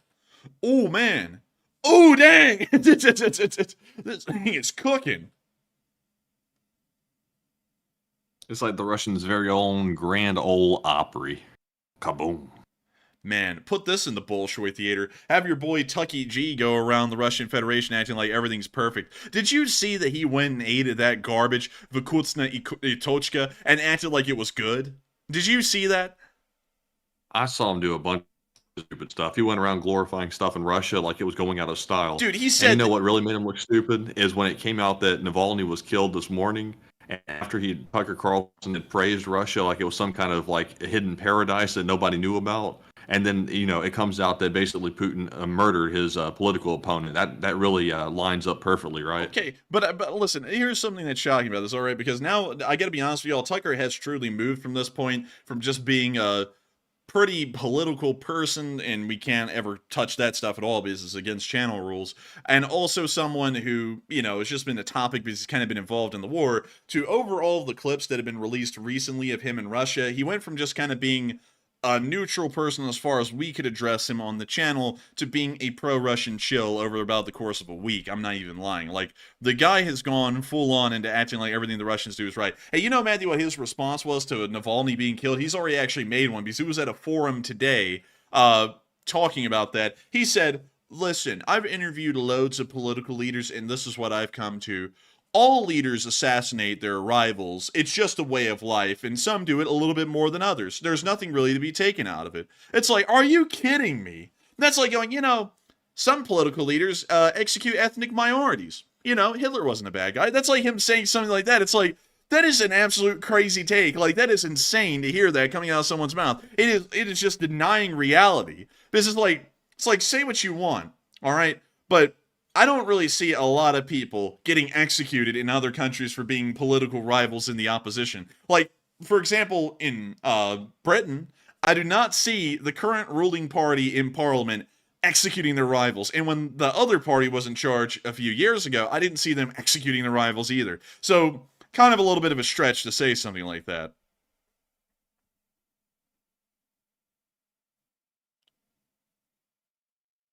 You know, if Tucker Carlson likes Russia so much, how come he's not, you know, renouncing his U.S. citizenship and moving there? Well, that's because he's still got to, you know, really, you know, rile up his viewer base and be able to make some of the, you know, some of that good old cash, you know. Gotta make some good old rubles in Russia because it's such a grand old place. And it's so cheap, and it's just so great. I mean, did you hear him say that Vkutsna и Tochka's fries were excellent? I mean, literally, he's trying to make McDonald's-style fries sound like it's just the best thing on earth. He was like, we got 2 cheeseburgers and fries and a chocolate cake for $7. It's like, yeah, because for a Russian, that's a whole day's wages, you idiot. Like, it's like, that's not cheap for them. Do you know? Let me tell you something. You know, Russia may have the rip-off McDonald's tasty. But I tell you one thing they don't have is In-N-Out Burger, and I'm telling you what, that is absolutely bussin'. Oh yeah, you had one today. How was that? I did for the first time ever. Man, the prices are so good on that stuff. Like, I think that's the big appeal of it. But that burger is like delicious. I love it. The fries are okay, but the burger is really good. Yeah, I would have to say, hopefully one day I'll get to try it. I bet it's as explosive a flavor as this BMP blowing up right here on film. But another thing, I see people saying this. And sadly, I got to disagree with it. Some people are saying we ought to revoke his citizenship. Sadly, at least at this point, we still can't do that. Because it is free speech. The guy can say whatever he wants, even if they are absolutely stupid takes. And at this point, the guy is filled with nothing but stupid takes. But you can't revoke his citizenship for having dumb takes, sadly. I would encourage him to revoke his citizenship, though, if he thinks Russia is such a great place, and go live there. Why not be like the guys in that propaganda flick and go get yourself your own tried-and-true Russian passport? See how that works. But moving on. I have a hell of a lot more respect for him if he'd actually do that, if he did renounce his U.S. Citizenship, because, you know, if he's actually going to be delusional, it's like, well, at least carry it out. Don't just say it and then, you know, run off, because that just proves you to be a liar. Yeah, you know, because watch this, he'll talk about, look how cheap Russia is, it's such a great place. He will never go back, and he will just stay in America after this point. It's like those stupid people who go on a vacation in North Korea, and they're like, wow, look how nice North Korea is. It's so modern and so nice. And then while they're saying that, there's a North Korean handler ushering away the starving person that was called for one frame on camera. Get away, you're poor. You know, it's like something like that. And they're like, wow. That one guy actually did stay, though, like in North Korea, like for one time only. The guy actually stayed and became their spokesperson or something like that. Yeah, I mean, And then there was that Spanish guy, you know, who was from Spain, who ended up getting caught embezzling money and like doing all kinds of shady crap for North Korea, and he got put in prison in Spain or something like that. But it's just stupid takes, you know. It's like if it's such a great country, go live there and go do the kind of journalism you'd like to do there and see if it flies. Because I'm telling you what. Like, I wouldn't hope for this, because, you know, while he's got some stupid takes, he's still an American, and, you know, I want Americans to be safe at the end of the day. But if he tried his journalistic approach that he's doing in America, in Russia, against the Russian government, my boy would be dead. Like, he would just be straight up dead within weeks. Especially if he was trying to do hit pieces on the Russian government, he'd end up like Navalny. I mean, Navalny, you know, with how Tucker tries to view himself here in America, you know, trying to act like America just sucks and Russia's great. If you did that in the inverse, you're literally Navalny and you're dead. That's how that works. So it's like, why not try it? You know, go ahead and do it and see how it works. You know, and then you'll find out that America was a lot better of a place then, you know. But hey, you know what, Matthew? While Putin is politically repressing people and executing his opponents and conducting a crazy war in a foreign country that's led to 400,000 Russian soldiers dying, at least the groceries are cheap. At least we can get that out of the whole thing. At least you get that. At least you can get that stuff for cheap, you know. Like, but you know, one problem with Tucker's argument there is he's using USD to buy stuff. He got a conversion of currency, so you know the USD happens to be a little bit more valuable than the ruble at the moment. So I wonder if that plays a factor in his little discovery there. Yeah. And so really quickly, the average U.S. GDP per capita. Let me go get this real quick. Okay, so to compare this really quickly for everyone here, this is the U.S. Average GDP per capita, around $70,000 US. This is the Russian GDP per capita. Now, of course, some people are going to go, well, this isn't a good standard. It's purchasing parity and all that. We're not getting into that here. I'm just going to take GDP per capita and run with that. Okay, so in Russia, Russian at this kind of rate makes about $1,000, $1,000 US a month, all right? So let's say he's taking a grocery trip, I don't know, a week. You know, like a grocery trip like our boy Tucker did per week. All right? Let's go off of that.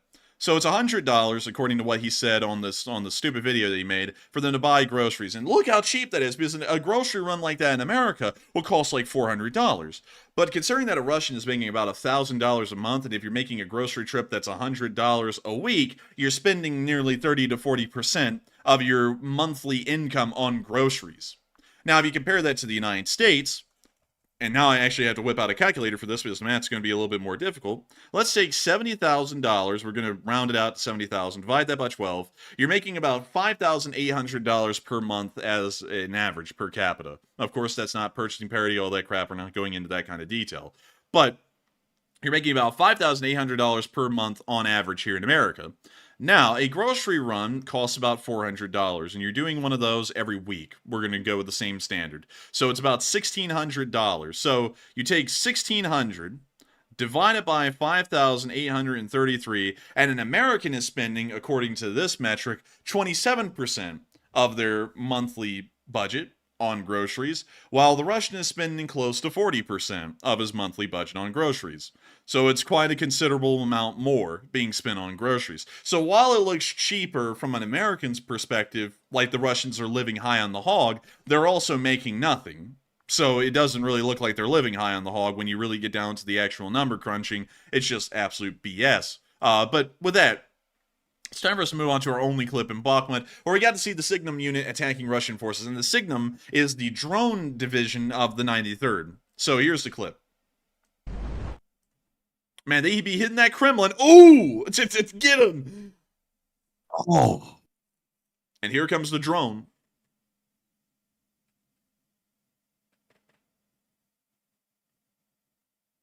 Uh-oh.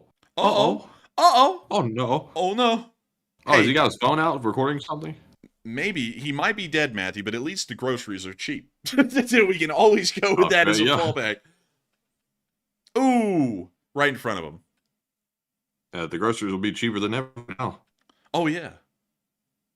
I mean, he might live in a dictatorship, and yeah, there might be some political repression, but at least the groceries are cheap. Dude, that is such a stupid argument. That's like saying, sure, all my rights might have been stripped of me, and I live in an absolute shithole. But at least the groceries are cheap. Like, it's like, that's not even a good argument. It's like, I can't even understand, like, what mindset you could be in to argue that. That just makes no sense. But moving down to the southern front and near Volodar, we also got to see some Russian forces getting destroyed down here. And we hear some epic look at that music. mud. Oh, dude, that is a lot of mud. And while the Russians, man, you're having to deal with this horrendous mud, and it just looks absolutely horrendous, at least the groceries are cheap. Dude, that's going to be my friend. friend. Get a loaf of bread for only 300,000 rubles. That's the cheapest crap I've ever seen. That's so cheap. Dude, you bring in a basket of cash, like literal stacks of cash, to buy one loaf of bread. Ooh! Let's see. I have a loaf of bread, a stick of butter, and a gallon of milk. And the Russians said, that'll cost one arm, one leg, and also one head. Dude, they said that'll cost 30 cents, but their average wage is 60 cents a month. It's like, yeah, it's cheap, but at what cost, you know? Man, they'd be having to bribe people to get groceries these days.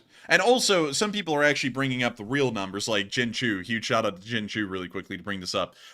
Americans actually spend about 9% of their monthly income on groceries, but that's by the purchasing parity standard. And I didn't want to use that one because I'll be honest with y'all, I was actually trying to be a little bit biased in the Russians' favor by using the GDP per capita number, because even then, when it makes the disparity actually kind of closer together, it's still a massive difference. Americans spend about 40% less on groceries than the Russians do, even by a per capita number. On purchasing parity, the Russians spend about something like 36% of their monthly income on groceries, while Americans only spend 9%. When you actually use the real purchasing parity number, the difference is even greater. But, you know, the people that Tucker is talking to, I don't really think they get into actual number crunching. They just take crap like that at face value and go, wow, I bet it'd be nice to live in Russia because they certainly make the same amount of money I make in America, or something like that, and then, you know, they don't. But anyways, these drones are just smacking Matthew. Smacking like my lips on some of that Vkutsna i Tochka fries that are dry and moldy and taste like garbage.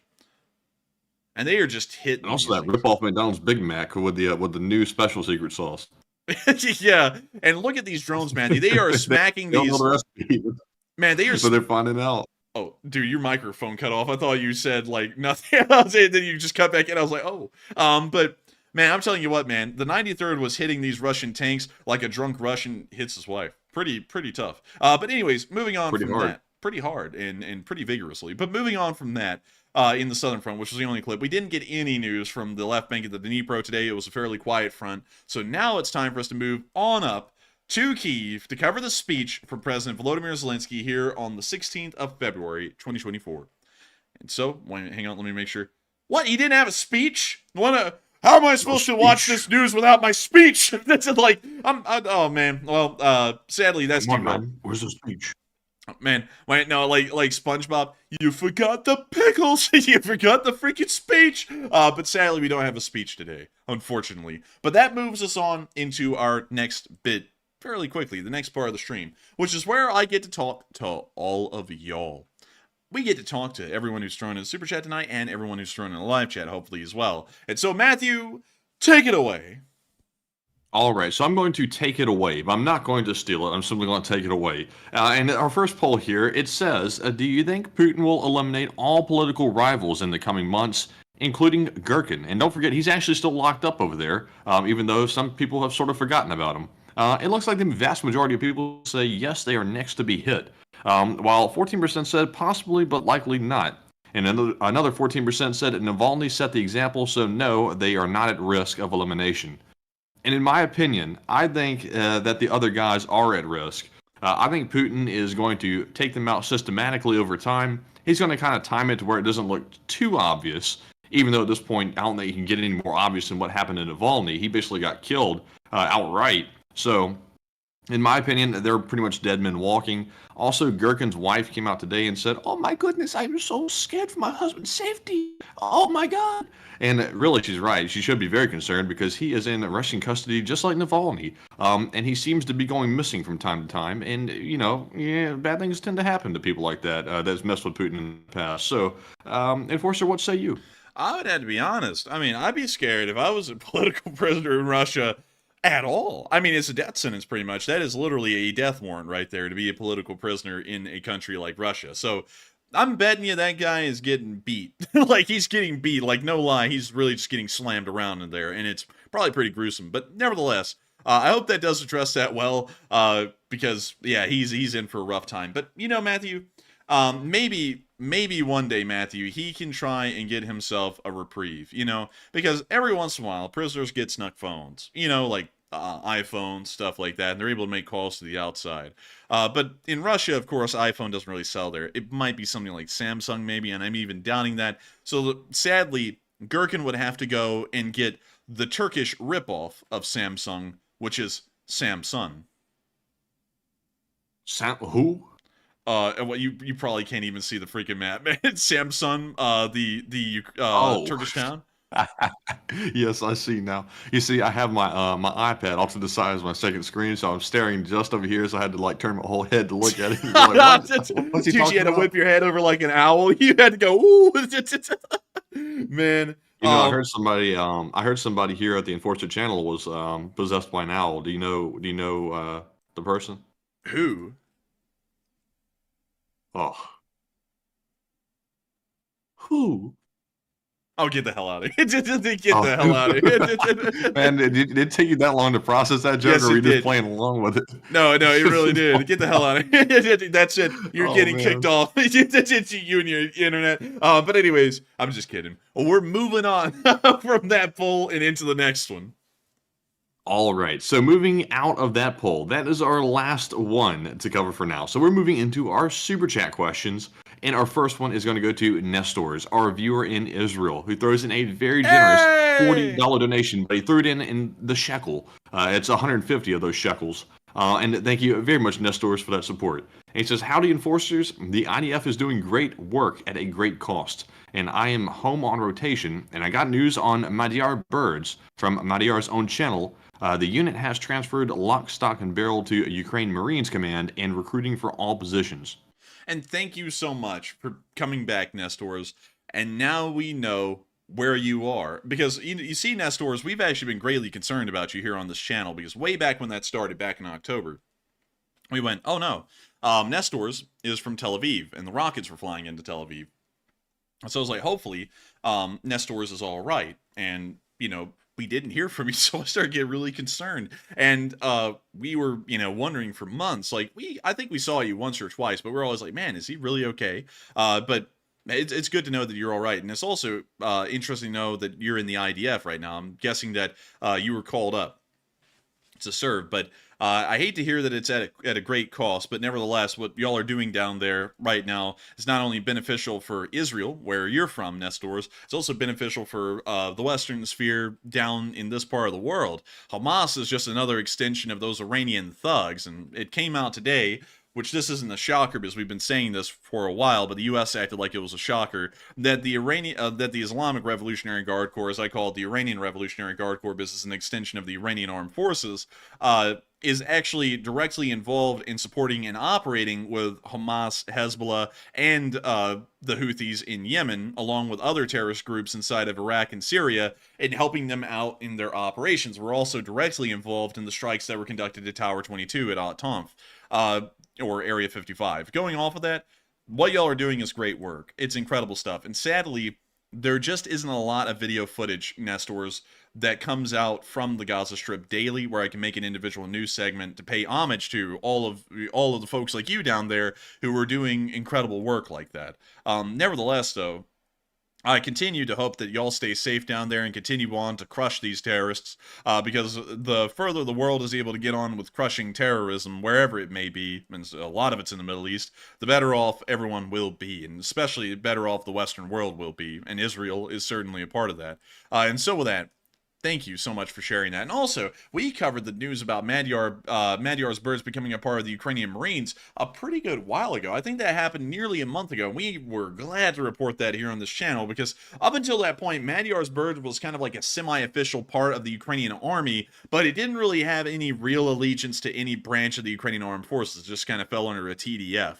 And it was very nice to hear that they finally organized it into a proper force and integrated it into the Ukrainian Marines, because I'm sure that their work has become a lot more effective since then. But I also think that's why we hear from Magyar a lot less, is because now he may not have the leeway to be able to just make videos like he used to. He may have to send them up through command, and they may have to censor some of them, and we don't really get to see a lot of them anymore. But still, I hope that does address that well, and I thank you so much once again for being here with us tonight, Nestors, and being one of those amazing, brave, and valiant people out there who are fighting evil wherever it may be around the world, including inside the Gaza Strip. And I hope you continue to stay safe, and I hope you continue to be here with the Lee Spring Army and continue to fight for the Israeli Defense Forces. And so thank you so much once again for being here with us tonight, and thank you for supporting the channel and helping it to run as well. And with that, we're going to be moving on from one of our amazing channel legends from Israel. And I'll also, really quickly, I got to say this, not even really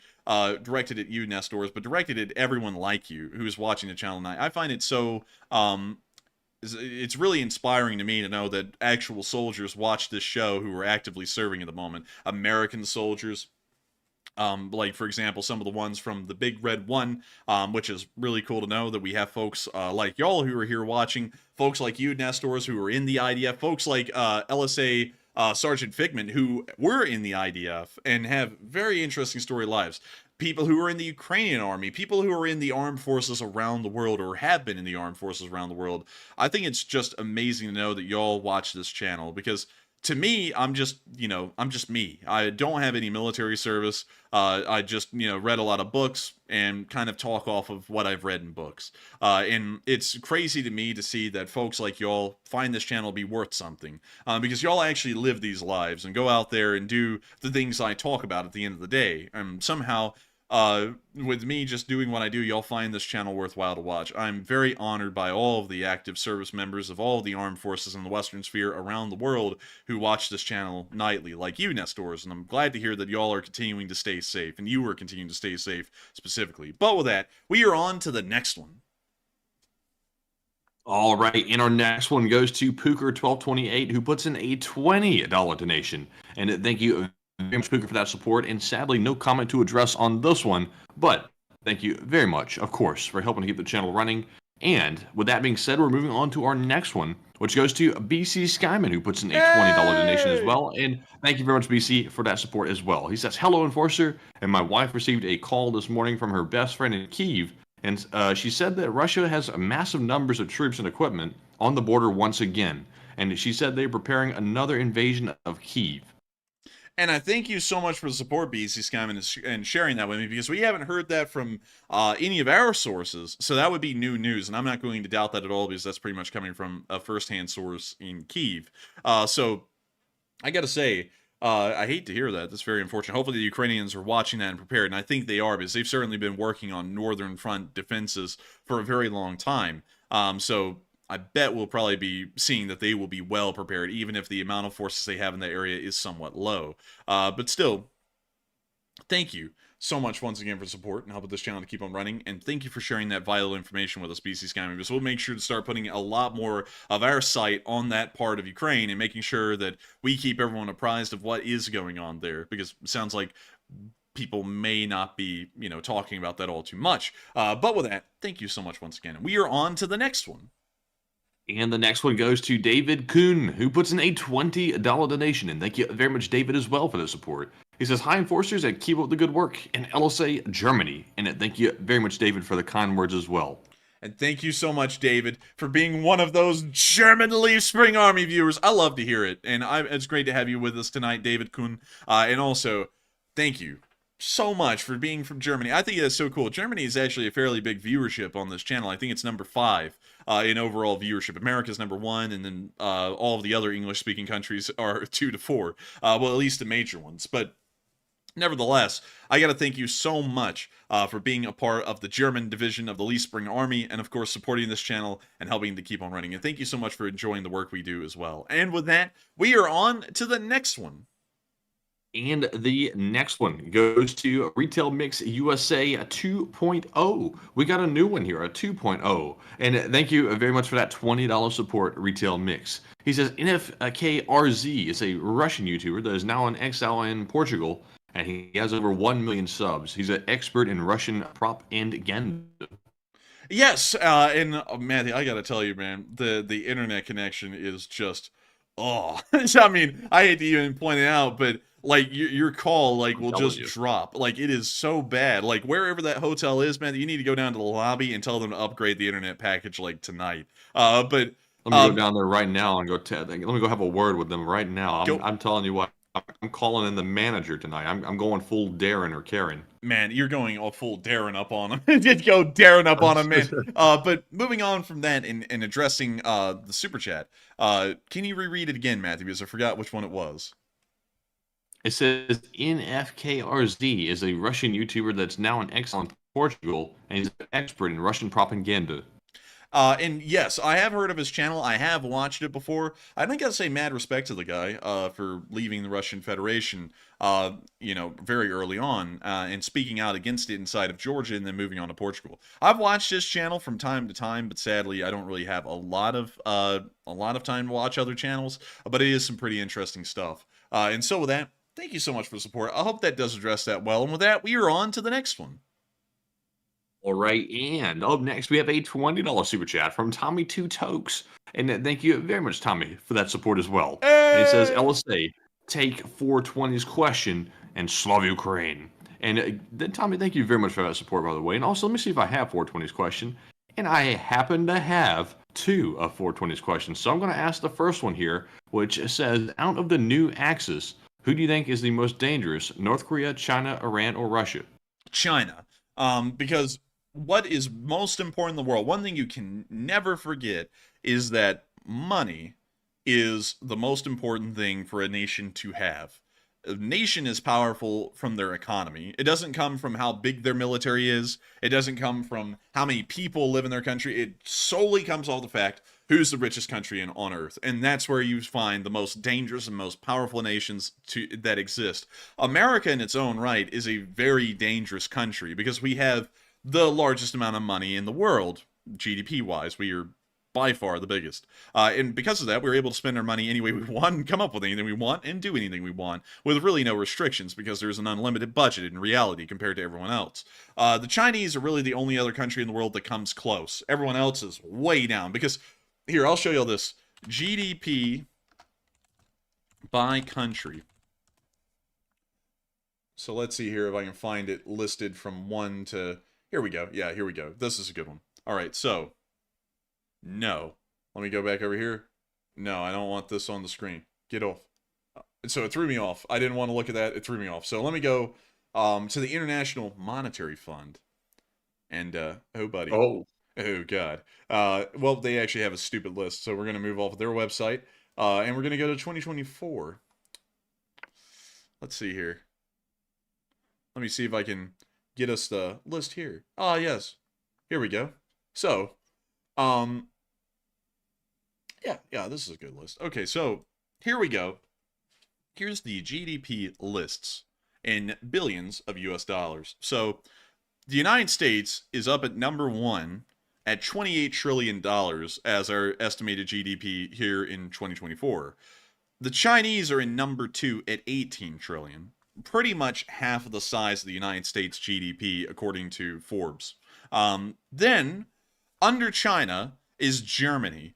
And look at how far the difference is in between the number 2 and 3 spot on this ranking of GDPs. Germany has a GDP of $4.7 trillion, which I believe is maybe equivalent to the state of California here in the United States, and it lists as number 3. Just putting that into perspective, that's really how small most nations' GDPs are beyond the United States and China. The United States and China economically are powerhouses, so when you compare one to the other, the Chinese are really the only nation in that entire axis of evil that could really do anything, because they're really the only ones to actually have some money. But one thing also that I want to point out is that if you look at this top 10 list, you'll notice something very interesting here. Germany, Japan, the United... Well, actually, let me start from the top and then go to the bottom. The United States, Germany, Japan, the UK, France, Italy, and Canada are all a part of the G7. And of course, those 7 countries, or parts of the G7, out of the top 10, 7 of them are in the G7. And the reason why I keep reiterating that is because for some reason the Russians want to pretend like having 2 people, China and India and Brazil, the other 3 out of the top 10, so are somehow able to come up with a greater GDP value than all the other 7 combined, which is clearly stupid and ludicrous. And then the Russian GDP is like 1.2 trillion, which is actually smaller than the GDP of Texas. Yeah! But anyways, moving on from that, one thing that you can get out of this whole rigmarole here is that the Chinese are really the most powerful out of that axis. Best way to explain it. But with that, I hope that does address that well, and we are on to the next one. All right, and our next one is going to go to, let's see here, Teslands, who puts in a $10 donation and says, happy birthday in Antarctica time. Hey, thank you so much for the support, and thank you for the happy birthday wishes. A little late, but hey, I'm happy to hear it nevertheless. And thank you so much, Teslans, for being a longtime channel viewer, a legend, and of course supporting this channel and helping it to keep running. It means a lot to me. And you're of course an old guard as well, so I'm always happy to have old guards here. Put an LC in the chat if you like being an old guard. But with that, thank you so much once again. We are on to the next one. And this one goes to Ken Lane, who throws in a 20 Canadian donation, and that is his first ever super chat on a live stream here. And thank you very much, Ken, for that very generous support. And he says, in Avdiivka, do you think there may be a chance to squeeze from both sides of the salient to counter that advance? Possibly, but that's usually really tough, because right now the Ukrainians from inside of the salient would have to deal with a logistics nightmare, because if they want to push forward, it's going to take a massive amount of supplies for those units to sustain any kind of an offensive from inside the salient, which means that this one road here that's made of mud at this point would be the only supply corridor, and all of these trucks carrying the massive volumes of supplies these units would need would be under direct fire from the Russians to the north and to the south, which would make that supply line a death trap for the logistics. So it's possible, but it'd be very difficult to pull off, and it would probably incur very high casualties, both for the forces conducting that offensive and also for the supply lines. And also the pretty much inevitable collapse of the supply lines early on in that attempted counteroffensive would probably lead to those Ukrainian units not getting the adequate amount of supplies and munitions, and probably leading to increased casualties within those fighting units. So probably a pretty tough one to pull off, but it's not entirely out of the question. It is possible if it was conducted flawlessly. But with that, I hope that does address that well, and thank you so much, Ken Lane, for throwing in your first super chat ever. That is really cool, and I thank you so much for joining the parts of the Leaf Spring Army that support the channel and help it to keep running. And also, thank you for being a Canadian viewer. And with that, we are on to the next one. All right, and up next we have a $20 super chat from guess who? Trister1, longtime channel legend, and he says road trip, road food. And thank you very much, Trister, for the road trip, road food, because I just told him I was on a road trip myself, so thank you very much for contributing to the road food fund. I actually, I won't say exactly where I'm at currently, just for OPSEC reasons, but I was traveling through a place that has 7-Elevens, and I'm very obsessed with trying to try out one of those, because I know it's just a gas station, but it's kind of like legendary a little bit. And I haven't gotten into one yet, but I'm going to hit one tomorrow when I get out. So I will use the $20 donation to go to 7-Eleven and maybe get a big gulp or something like that. So I can't wait to try it. But thank you very much, Trister, for that support. And Enforcer, what say you? Now, Matthew, it's entirely up to you. I have the map of the United States up right now. If you want to share with the viewers what state you're in, not the city, we can talk about that for a quick moment if you want. If not, we can move on. So I am actually in the great state of Texas. Drove all the way from Birmingham, Alabama today for about 10 hours through the state of Mississippi and through the state state of Louisiana, which, to be quite honest with you all, scared the living hell out of me because they're not looking that great these days. Where we drove through in Mississippi and Louisiana, it's like a bomb went off in some of those places. But once we hit Texas, it turned really nice. And driving through all the nice cities in Texas, I gotta say, you all have a very fine state to all the Texans that are in the live chat. And I'm extremely impressed with it. It blows Alabama out of the water. And now I can understand why y'all make fun of Alabama a little bit because it's like a whole nother world out here. But Enforcer, what were you going to say? I got to tell you this, man. I'm about to lose it though at Texan internet because you were breaking up during that whole thing. It was like, we got a fire support mission here, and it's like, oh my God, Jesus Christ! It's like someone fix that damn internet. But nevertheless. Matthew is in Texas. I did not get to go. I'm still in Birmingham, Alabama, running the stream, making sure that the internet was good, because I called, at least, I don't mean to gloat, but I called it. I knew the internet was going to be terrible if I tried to move this whole thing and make it mobile, and that's why I never wanted to do it, because if the internet's bad, may as well not run a show. And then at that point, there is hell on earth in my mind at that point. So, I'm glad and sad I didn't go because I've been hearing amazing things about Texas. Everyone's been, everyone, my family that's out there, including Matthew, has been saying that Texas is one hell of a place. It is unbelievably amazing. It's like the future. And living here in Alabama, that's really something impressive to hear. I'm like, wow, that is really cool. So, I was like, wow, that is neat. That is so cool. So Matthew is kind of on a vacation of sorts over the next few days in Texas with everyone. But of course, I'm still here keeping the old flag flying for the Leaf Spring Army here in Birmingham. I'm on a mission for Langley, so that's why we're here. Yeah, he's actually on a certain mission. He's actually going to, just to not like drop too much info, but he's actually going to go to Dyce Air Force Base and talk to the B-1 Lancer pilots. But I'm not going to tell you all more about that because that's actually a complete lie. And I do not want you to think that I was serious. I'm kidding. But beyond that, he's out there for reasons we're not going to say because they're kind of more private matters, And My parole officer called me in. Yeah, the parole officer called him in, and also we wanted to meet one of our favorite YouTubers. That's gonna get someone freaked out, but I'm just kidding. He's out there for really a vacation at the moment, kind of like looking around, getting to see the sights and the sounds of Texas. It's a really cool state. We've always heard so much about it. And Matthew and my parents finally went out there to go see what it's about. But I'm still here. I didn't get to enjoy the vacation. I'm all alone, home alone. But anyways, with that, thank you, Trester, for supporting the Road Trip Road Food Fund, because I bet Matthew's going to be eating a lot of In-N-Out burgers. And hell, maybe they're good, maybe they're not. I've never had an In-N-Out burger, and I've never been in a 7-Eleven. But maybe one day They're will good, get to go. and they wear funny hats. It looks really cool. Huh. So it's kind of like Krispy Kreme. It's like an with the hats? old-fashioned. Yeah, it's like an old-fashioned, like what you'd expect, like a 1950s or 1960s, like kind of like uniform to look like, the little Krispy Kreme style hat.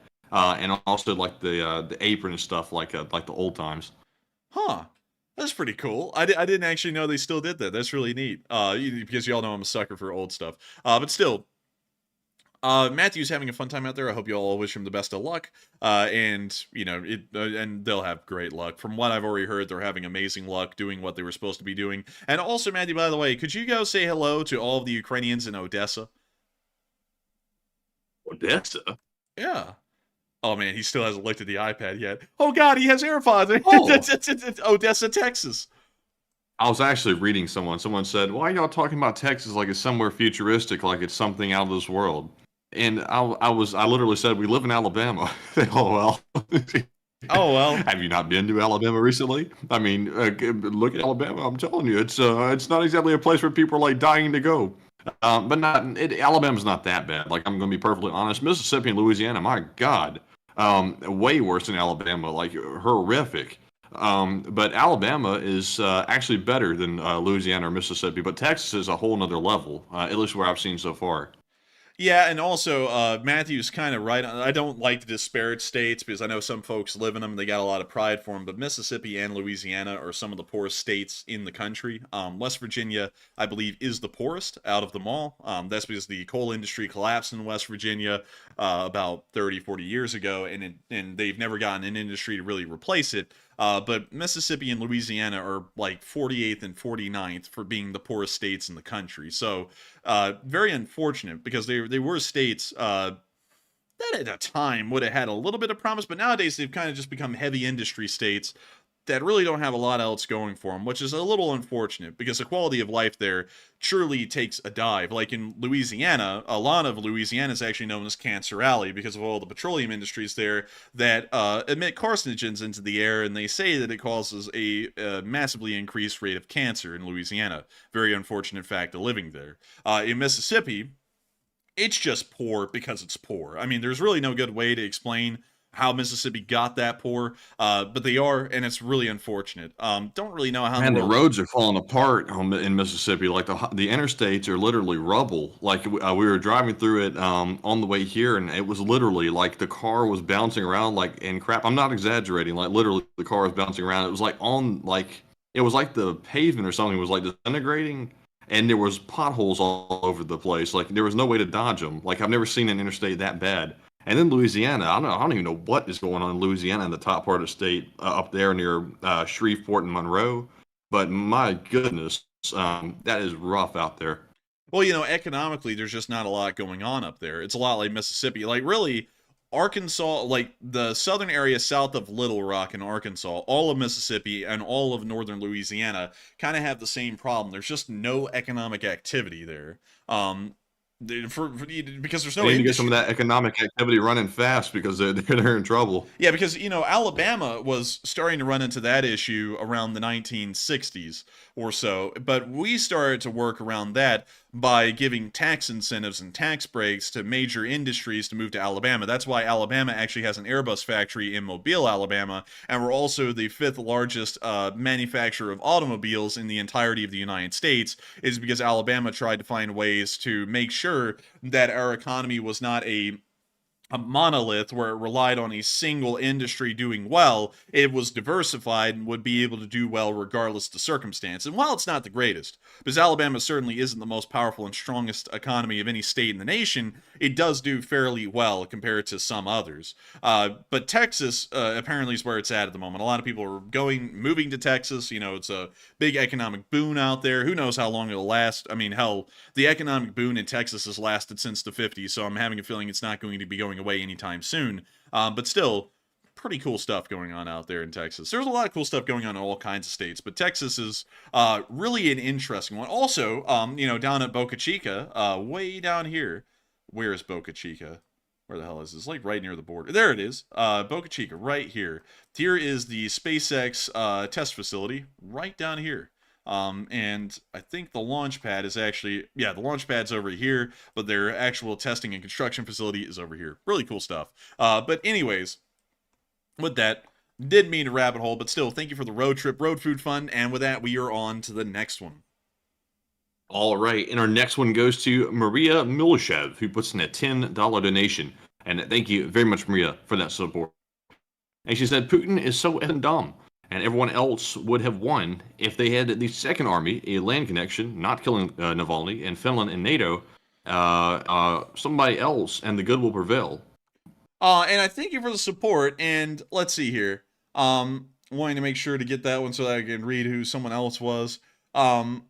And I thank you for the support, Maria. Sadly, I cannot comment on that person in particular because they're an American figure and they're political, so sadly can't make any comment, positive or negative, about them. But I would have to say that everyone else would have won, no doubt about it, if, you know, Putin had just been taken out and maybe Navalny had come in.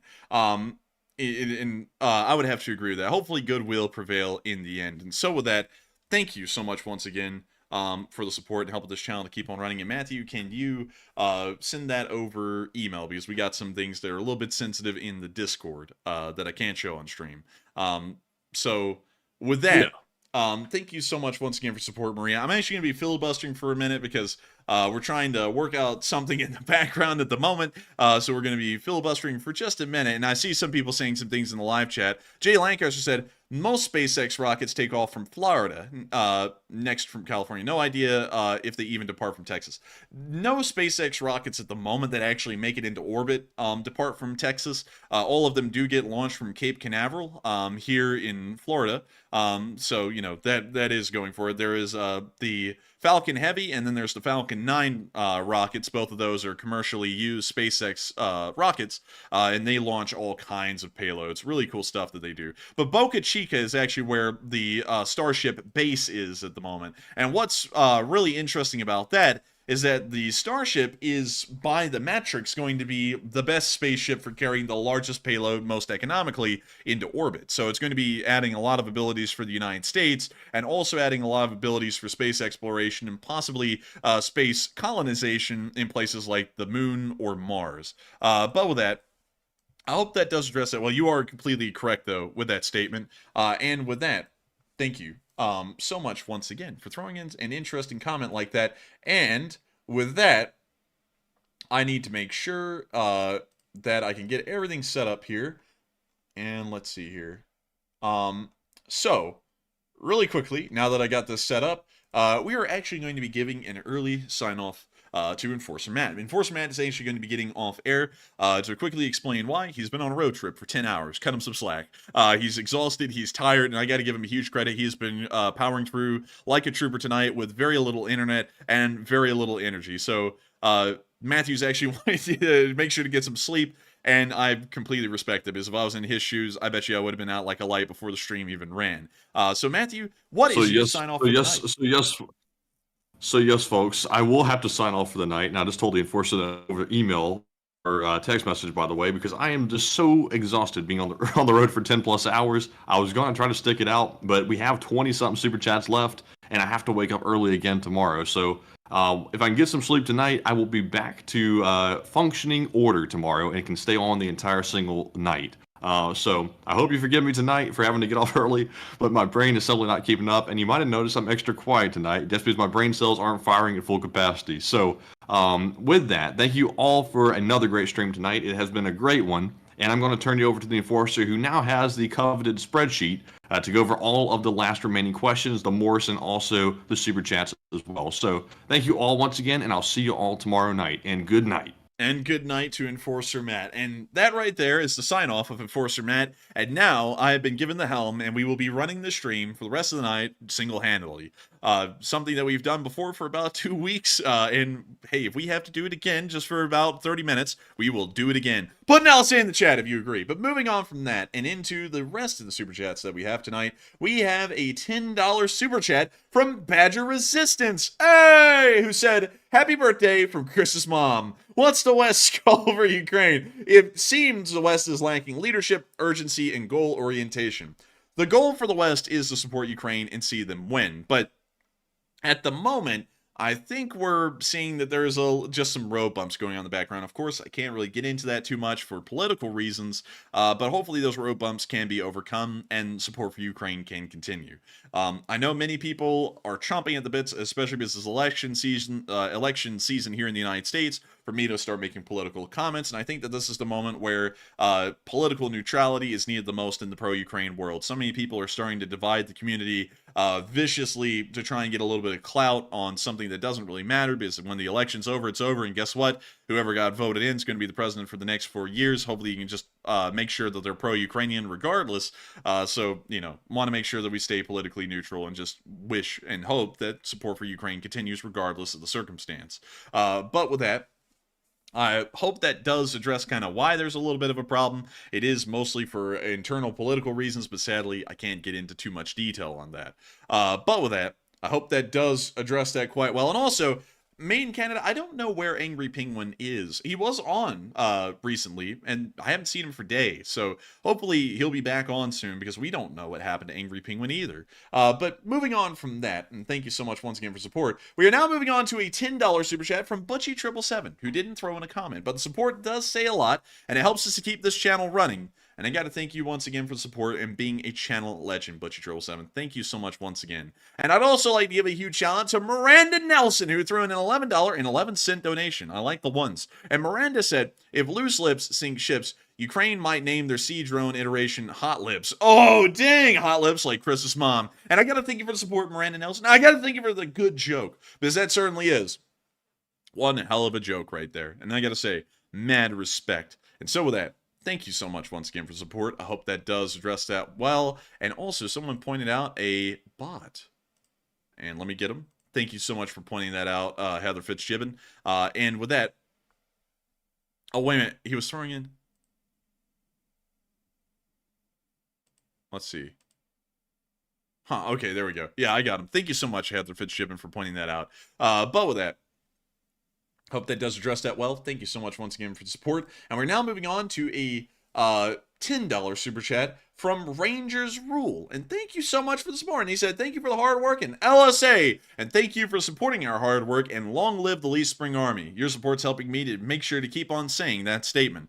But with that, thank you so much once again, and we are on to the next one, which is a $10 super chat from Andy L. and a $10 super chat from Gabriel Reyes. And thank you so much, Andy L. and Gabriel Reyes, for both of y'all's $10 super chats. Y'all didn't throw in comments. Actually, Andy L. did throw in a comment, but he retracted it, so I didn't get to see it. But nevertheless, thank you so much once again to both of y'all for the support and helping this channel to keep on running. If it wasn't for you folks, we wouldn't be able to make this thing possible, and it means a lot to us that y'all want to see the channel keep running. So thank y'all for that. And so with that, we are on to the next one, which is a $10 super chat from Hoodoo, Texas, who said, the children were nestled all snug in their beds while visions of sugar plums and marmots danced in their heads. Resigned to millennials not picking up on this. And I don't know what that last part means, but I like the quote, including a marmot. Mad respect. Respectable. Respectable. And so with that, thank you so much once again. I hope that does address that well. And with that, we are on to a $10 super chat from Badger Resistance, who said, Willie OAM interviews Foreign Legion soldiers, and they complain about commanders, and even Sersky and Saluzhny are stuck in Soviet tactics, and younger NATO-trained officers are not given a chance. And I thank you for the support, Badger Resistance, and that is a big argument, is the implementation of NATO doctrine versus Soviet doctrine. And we do know that Zelensky heavily preferred the Soviet-era doctrines as compared to the NATO-era doctrines, the modern fourth-generational doctrines that the West is using. There is a little bit of a reason behind that, because the NATO commanders are kind of visionary to the point they miss the reality of the situation. Not to, you know, blast the NATO-minded doctrinal commanders, but the Ukrainians don't have nothing but Western equipment. And a lot of NATO doctrine has to deal with the artillery and the air being able to dominate the field before the infantry even arrive. And for the Ukrainians, that isn't really the case. The infantry really are the ones who still carry forward the battle and carry the day. So the Soviet-era older doctrines are actually the ones the Ukrainians still have to use until they get massive amounts of Western support that can actually help them to really fight this war in a Western way. But it is still a major argument within the Ukrainian command on what kind of doctrine they should really use. But still, thank you so much for the support. We are moving on to the next one, which is a $10 super chat from AMX10 Speedy Bang Bang, and Bang Bang indeed. And AMX10 Speedy Bang Bang said, as Ukraine improves, Russia will desperately throw too many resources too quickly because they know they have to gain more territory, or else this war will become pointless for Russia to try and continue. And that is certainly true. The Russians are trying to do that at the moment. They did that with Bakhmut and Avdiivka, but at this rate, they're going at a snail's pace and will not be able to make it far. Taking Bakhmut and Avdiivka, really taking over the course of a year and a half, is showing us that the Russians really can't justify the war when you really look at it in a big picture. They've hardly taken any ground for the losses they've sustained. They've lost like 90,000 men just to take 2 cities, and they're not even really big ones at that. So in my opinion, I'd have to say they kind of have already not justified the war, in my own opinion, but that is certainly the way the Russian government is looking at it at the moment. And so thank you so much once again for support. It makes Speedy Bang Bang. I hope that does address that well. And we are moving on to the next one, which is a $10 super chat from Ricardo Matias, who didn't throw in a comment, but your support says a lot. And thank you once again for helping this channel to keep on running. And then we got a $10 super chat from Barry Woodward. And Barry said, Enforcer Matt, for those of our amazing LSA folks not viewing the live chat, please tell them to smack the like and launch LSA to 3,000 likes. Let's go! And thank you so much for the support, Barry Woodward. And believe it or not, we've already gotten up to 3,200 likes at this very moment. We didn't even have to hit them up, Barry, because they did it on their own. Because the Lee Spring Army is truly the best army out there in the world. And so, thank you so much once again. I hope that does address that well. And of course, you're helping the channel to keep alive. And so thank you, Barry, for being an old guard. And with that, we are moving on to the next one, which is a $7 super chat from Margaret Hemsley. The first one thrown in tonight, as a matter of fact. And Margaret said, got over 3,000 likes yesterday. And thank you so much for that, Margaret. And thank you for supporting the channel as well and making it possible for us to get 3,000 likes again tonight. That is really cool to know that we got 3,000 again this night. And we keep on trucking. And so thank you so much once again. I hope that does address that well. And we are moving on to a $5 super chat from Philip Fixes LSA, who said, I sent you a message on Twitter. I did a thing, called it a belated birthday gift for Andrew. Slava the LSA, and love you all. And thank you so much for the support, Philip Fixes LSA. And I did see that. Just in case you all did not know, Philip Fixes LSA actually went through and he calculated every single fundraiser that we had made.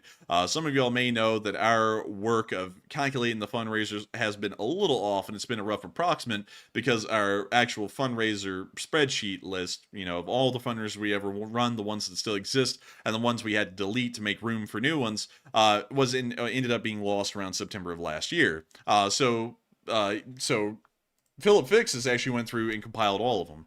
And the total is actually close to 1.3 million, not 1.4. But nevertheless, thank you so much once again for support, Philip Fixes LSA, and helping this channel to keep on running, because it is folks like you who help to make it possible. And I thank you also for doing a massive effort like that. That was truly monumental, and I thank you for that effort. Huge credit to you, and a huge shout out to Philip Fixes LSA, a true old guard of the Lee Spring Army. And moving on from that, we got a $5 super chat from Tom Exman, who said, let's do $5 Sunday over chat Fridays, say guys. And thank you for the support, Tom, but I never want to push viewers to where they feel like they are compelled to support the channel. Sadly, we can never call a general order for viewer support. We can only hope and pray that viewers enjoy the channel enough that they find it worthwhile to support. But still, thank you for the support and the idea, Tom Exman. Not a bad one. But with that, we are on to a $5 super chat from John Scott, who said, LSA won't stop till Ukrainian victory, baby! And I got to thank you for the support, John Scott, and helping this channel to keep on running. Because it is folks like you who helped make it possible, and we are greatly appreciative of that. And of course, long live the Lee Spring Army. And with that, we are on to the next one, which is a $5 super chat from Quantum Fighter. And he said, thank you for all the great streams, youngins. Could the SOFs do anything in Kazakhstan to hinder the space nuke launch? I mean, no country wants this. And it would be kind of tough because Baikonur is in the middle of nowhere. It's somewhere out here, somewhere in this part of Kazakhstan. But nevertheless, there isn't really a lot one could do to stop this from going through. The special forces could try and stop it, but the chances of them succeeding would probably be fairly slim. But with that, thank you so much for enjoying our streams, Quantum Fighter, and thank you for supporting us to help this stream to be possible to keep running. And with that, we are on to the next one, which is a $5 super chat from Marc-Andre Brunette, who said, of course I appreciate this channel. Good news or bad news, I'm here to hear what both have to say about this war. Thank you from Montreal. And thank you so much, Marc-Andre Brunette, for being one of our Canadian viewers in Montreal. And thank you so much for sticking with us through thick and thin. It always greatly worries me whenever we don't have the best of news to cover that people will start to try and jump ship and act like the war's lost or that they can't watch anymore. And tonight is one of those nights because I gotta admit the news was not that great. I don't think anyone can really kid themselves about that. It's not the greatest of news. But I thank you so much for being one of those people, Marc-Andre Brunette, who want to stick with the channel regardless whether the news is good or bad, and also support the channel so that way we can continue to cover the news however it comes out, whether it be good or bad. It means a lot to me. And I got to thank you so much once again for support and making this channel possible and making sure that we can keep this thing running because it means a great deal to me. This is a personal project of mine that blew up into something I never thought it would. And I'm still honored to be in this position, getting to talk to all of y'all. And once again, living in the golden ages of the Lee Spring Army. And so with that, Thank you so much once again. I hope that does address that well. And we are on to a $5 super chat from Carol. And he said, great job tonight, guys. And shout out to all the Kiwis. Love New Zealand. Some of the coolest wildlife in the world. And LSA and LSA, baby. And also, thank you for saying it was a great job tonight. We tried our best. And also, huge shout out to the Kiwis in New Zealand. They really do have some cool flora and fauna down there. And I massively love the stuff. But still, thank you so much once again. I hope that does address that well. And with that, we're moving on to a $5 super chat from Wyatt Logan, who said, I think this has been one of your best streams. Love the honesty, good or bad. The no politics rule is a breath of fresh air. And keep up the good work. And thank you so much, Wyatt Logan, for saying that. I gotta say this again. I'm always very worried whenever we don't have good news. Because, as you all know, this channel does not run for free. It is a business, pretty much, and we kind of have to run it like that at the end of the day, because we have to make a living doing this, and we have to make this thing possible. And whenever there's not good news, back in the past, we've noticed that people do not support the channel that much. And especially when there's not good news or just unbelievable, incredible news for whiles, like weeks or even months at a time, people just don't really support the channel, I guess because they aren't excited enough to want to support. And sometimes that number has gotten so low that when we actually calculate the amount of hours we work versus our income, we make less than minimum wage. Not that that's any of y'all's problem, just wanting to, be honest and transparent with y'all. And that always concerns me. It's like on days like these, when the news isn't that great, I always go, are we going to start being, on a struggle bus again, or a bit of a struggle train, having to do this thing? And regardless whether we will be or will not be, I always want to make sure to keep the stream running. I'm always dedicated to that. That's why I'm not out there with Enforcer Matt or the rest of my family in Texas right now, is because I considered the running of this channel to be very important. I didn't want to risk having bad internet or being tired, not really being able to put all my full effort into this thing. That kind of stuff is really big to me, and this channel is really big to me as well, and that's why I want to make sure to be here and doing this, whether the support's great or not, or whether the news is good or not. But still, I got to thank you so much, Wyatt, for those words tonight. It really does mean a lot to me, and I got to thank you so much for enjoying the honesty, and I got to thank you for enjoying the no politics rule as well. No politics is something that people just don't understand anymore, anywhere in the world. Everything does not have to tie in domestic politics. Domestic politics is really silly. Being completely honest with y'all, I find the things that domestic politics focuses on the most these days to be the most pointless things they could talk about. They hardly affect anybody, usually, and they usually leave the topics that affect millions of people as sideshow topics that no one actually talks about, because they're not sensational enough to bring in the voters. And that's something that just really annoys me a lot about modern politics, and that's why I don't talk about it. There are so many pro-Ukraine people out there who really get into politics deep, and from what I've seen, they only do damage to the community, because they turn off a lot of people who don't agree with their political opinions from being pro-Ukrainian. And that's another reason why I like to stay politically neutral.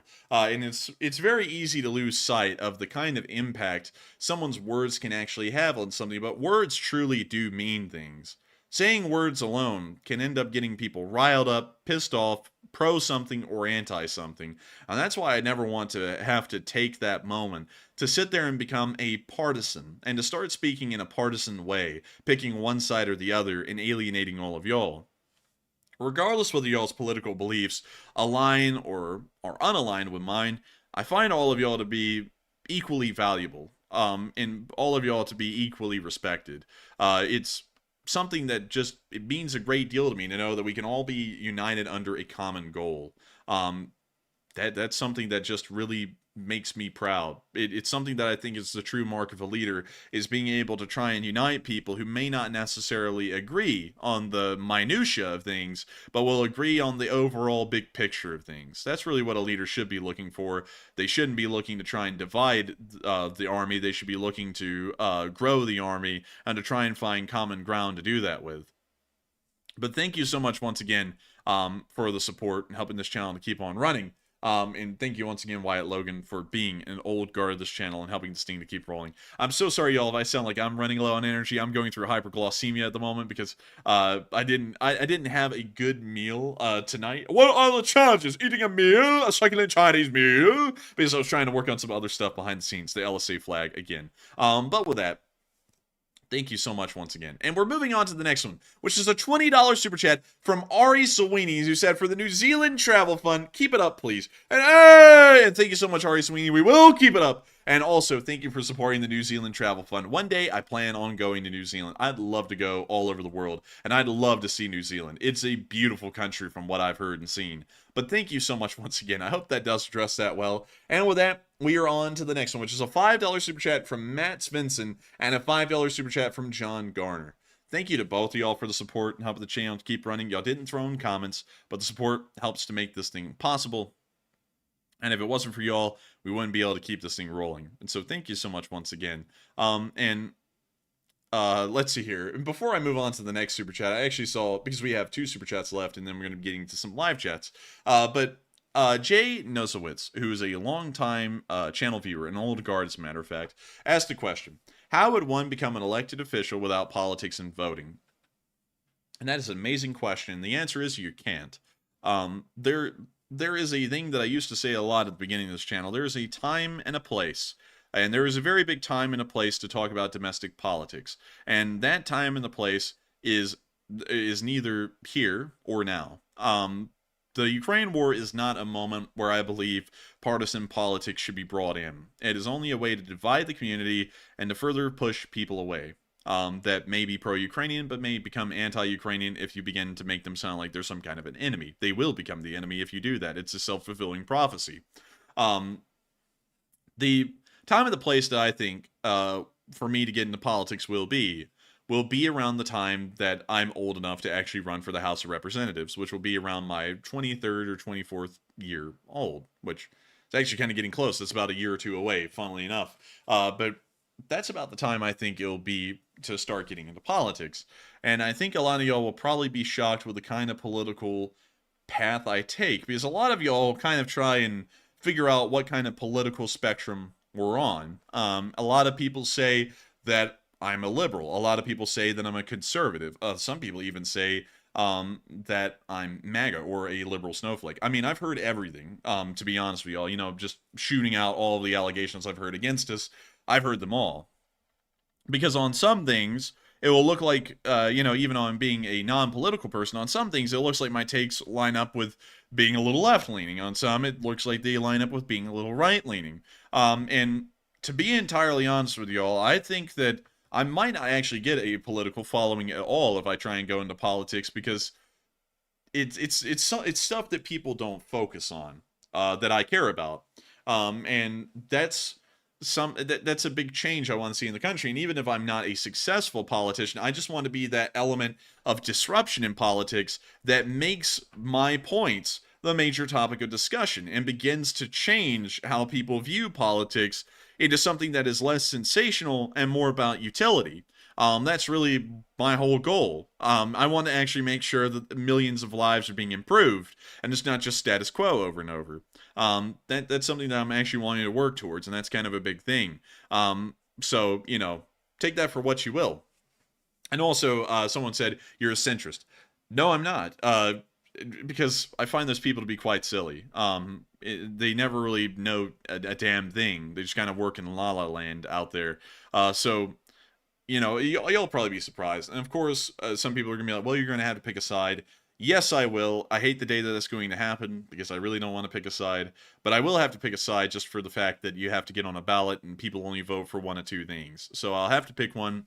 But nevertheless, I'm not going to be going forward with the way things have been going in this country, which I have not been happy with on both sides. I'm going to be going forward.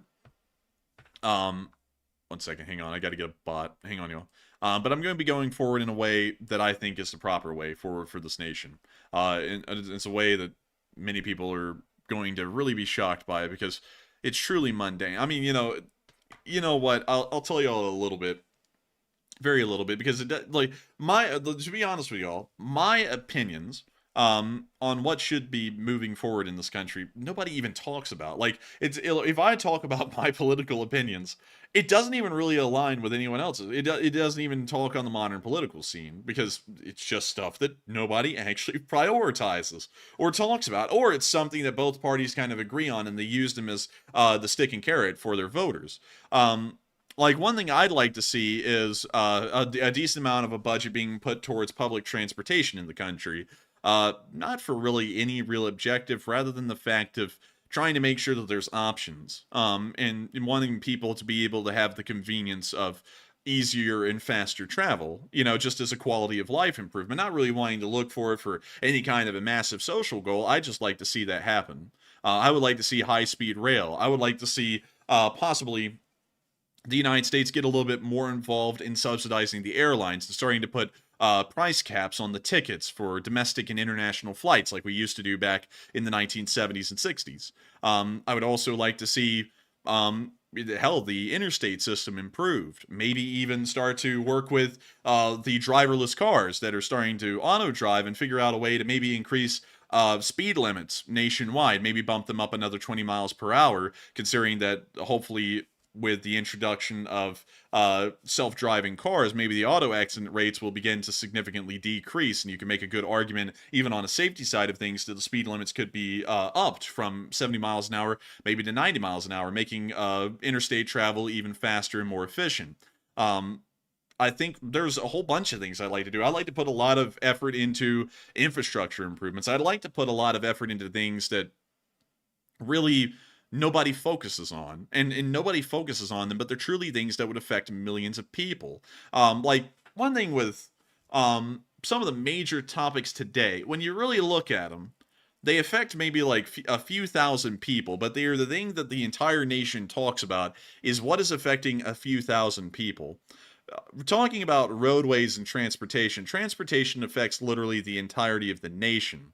And that is something that I find very important to fix. Everyone in the country has to travel. Nobody does not travel. I mean, everyone is traveling. You're either in a car, or you're either taking a domestic flight over multiple states. It's something that truly does affect everyone in this nation. And making a change in that regard is truly changing the life of every single American. There are also some other things I'd like to focus on, but I'll save those for later. That's just one of the big things. That's really like the number one thing that I like to think about and talk about. And it's something that nobody talks about. And that's the one thing that really just disheartens me a lot about modern politics, is that nobody really like talks about that. It is such an important thing. And it's just kind of like the sideshow. And nobody actually does anything to improve it. There's no real funding allocated to any of these things. I mean, hell, we keep on throwing money at Amtrak, and then nobody actually cares to look at what Amtrak's doing, because the prior administration and this administration that's currently in at the moment have both continued to massively increase the funding that is provided to Amtrak, which is the nationalized passenger rail service here in the United States. But we have seen nothing come out of this massively increased budget. There needs to be some oversight as to why we are giving Amtrak that kind of money, or if Amtrak is even the way forward. Brightline in Florida is certainly showing that privatized passenger-only rail that is higher speed actually has a place in this nation, and in some areas with certain kinds of population density, it actually can be profitable for that company. And not only that, their prices are actually competitive as well. And as long as the United States gets involved in any way that works, because I'm not for any way. I'm not for trying to push some kind of an objective, of having like a nationalized rail system versus a privatized one for, some kind of a grand or abstract reason. Whichever way is the best way forward, I'm for it. As long as it gets this end goal objective done. That's all I'm caring about.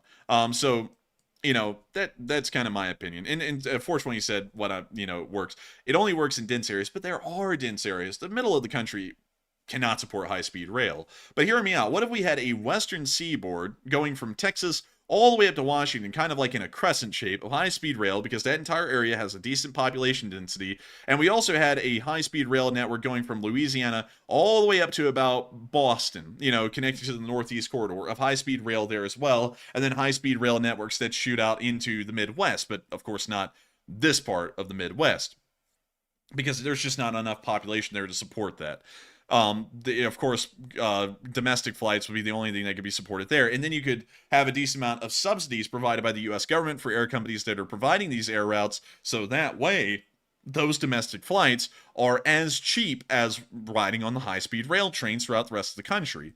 You could do something like that. It is possible. It is doable, and it will achieve what everyone wants. Because one thing that the Amtrak folks don't understand is that Amtrak provides service to, I think, 48 states. Well, 47, because Hawaii does not get Amtrak service. And if you were to go and actually do a model like this, where there's high-speed rail where it's feasible, and then you do domestic flights where there isn't enough population density to support a rail line, you can actually appease all of the senators and representatives, because the senators and representatives of these states that have practically no one living in them, they do not want to see Amtrak go because they feel like it's going to be stripping their constituents of something that they had and they will no longer have. If we are able to find a substitute for that and strip those states of their Amtrak service, but also make sure that they're still connected to the national transportation network through a meaningful way, I think they back it. Because it's a proper substitute. It's not just screwing them over. It's actually giving them an alternative. So that would be my opinion.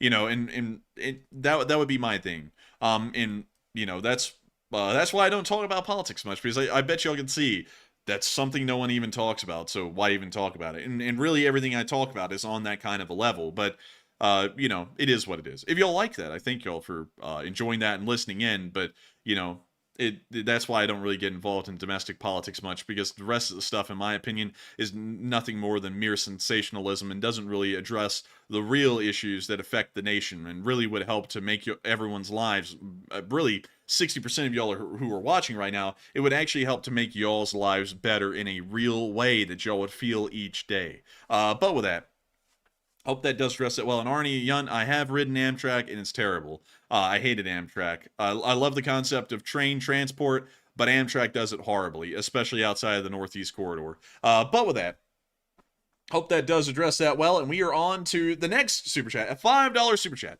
from Retail Mix USA 2.0. And thank you so much for the $5 super chat. And he said, Matthew needs to do a Bucky's video and purchase some merch. And he does. I gotta say. And thank you so much for the support and helping the channel to keep on running, because folks like you help to make this thing possible. So with that, thank you so much once again. And with that, we are on to a $2 super chat from Chuck Hare, who said, check, is this thing on? And Slava Ukraini. And thank you so much for the support, Chuck Hare. And that thing is on in Slava Ukraini. And thank you once again for the support. And moving on from that, we have a $10 super chat, the first one ever, from Mark Williams.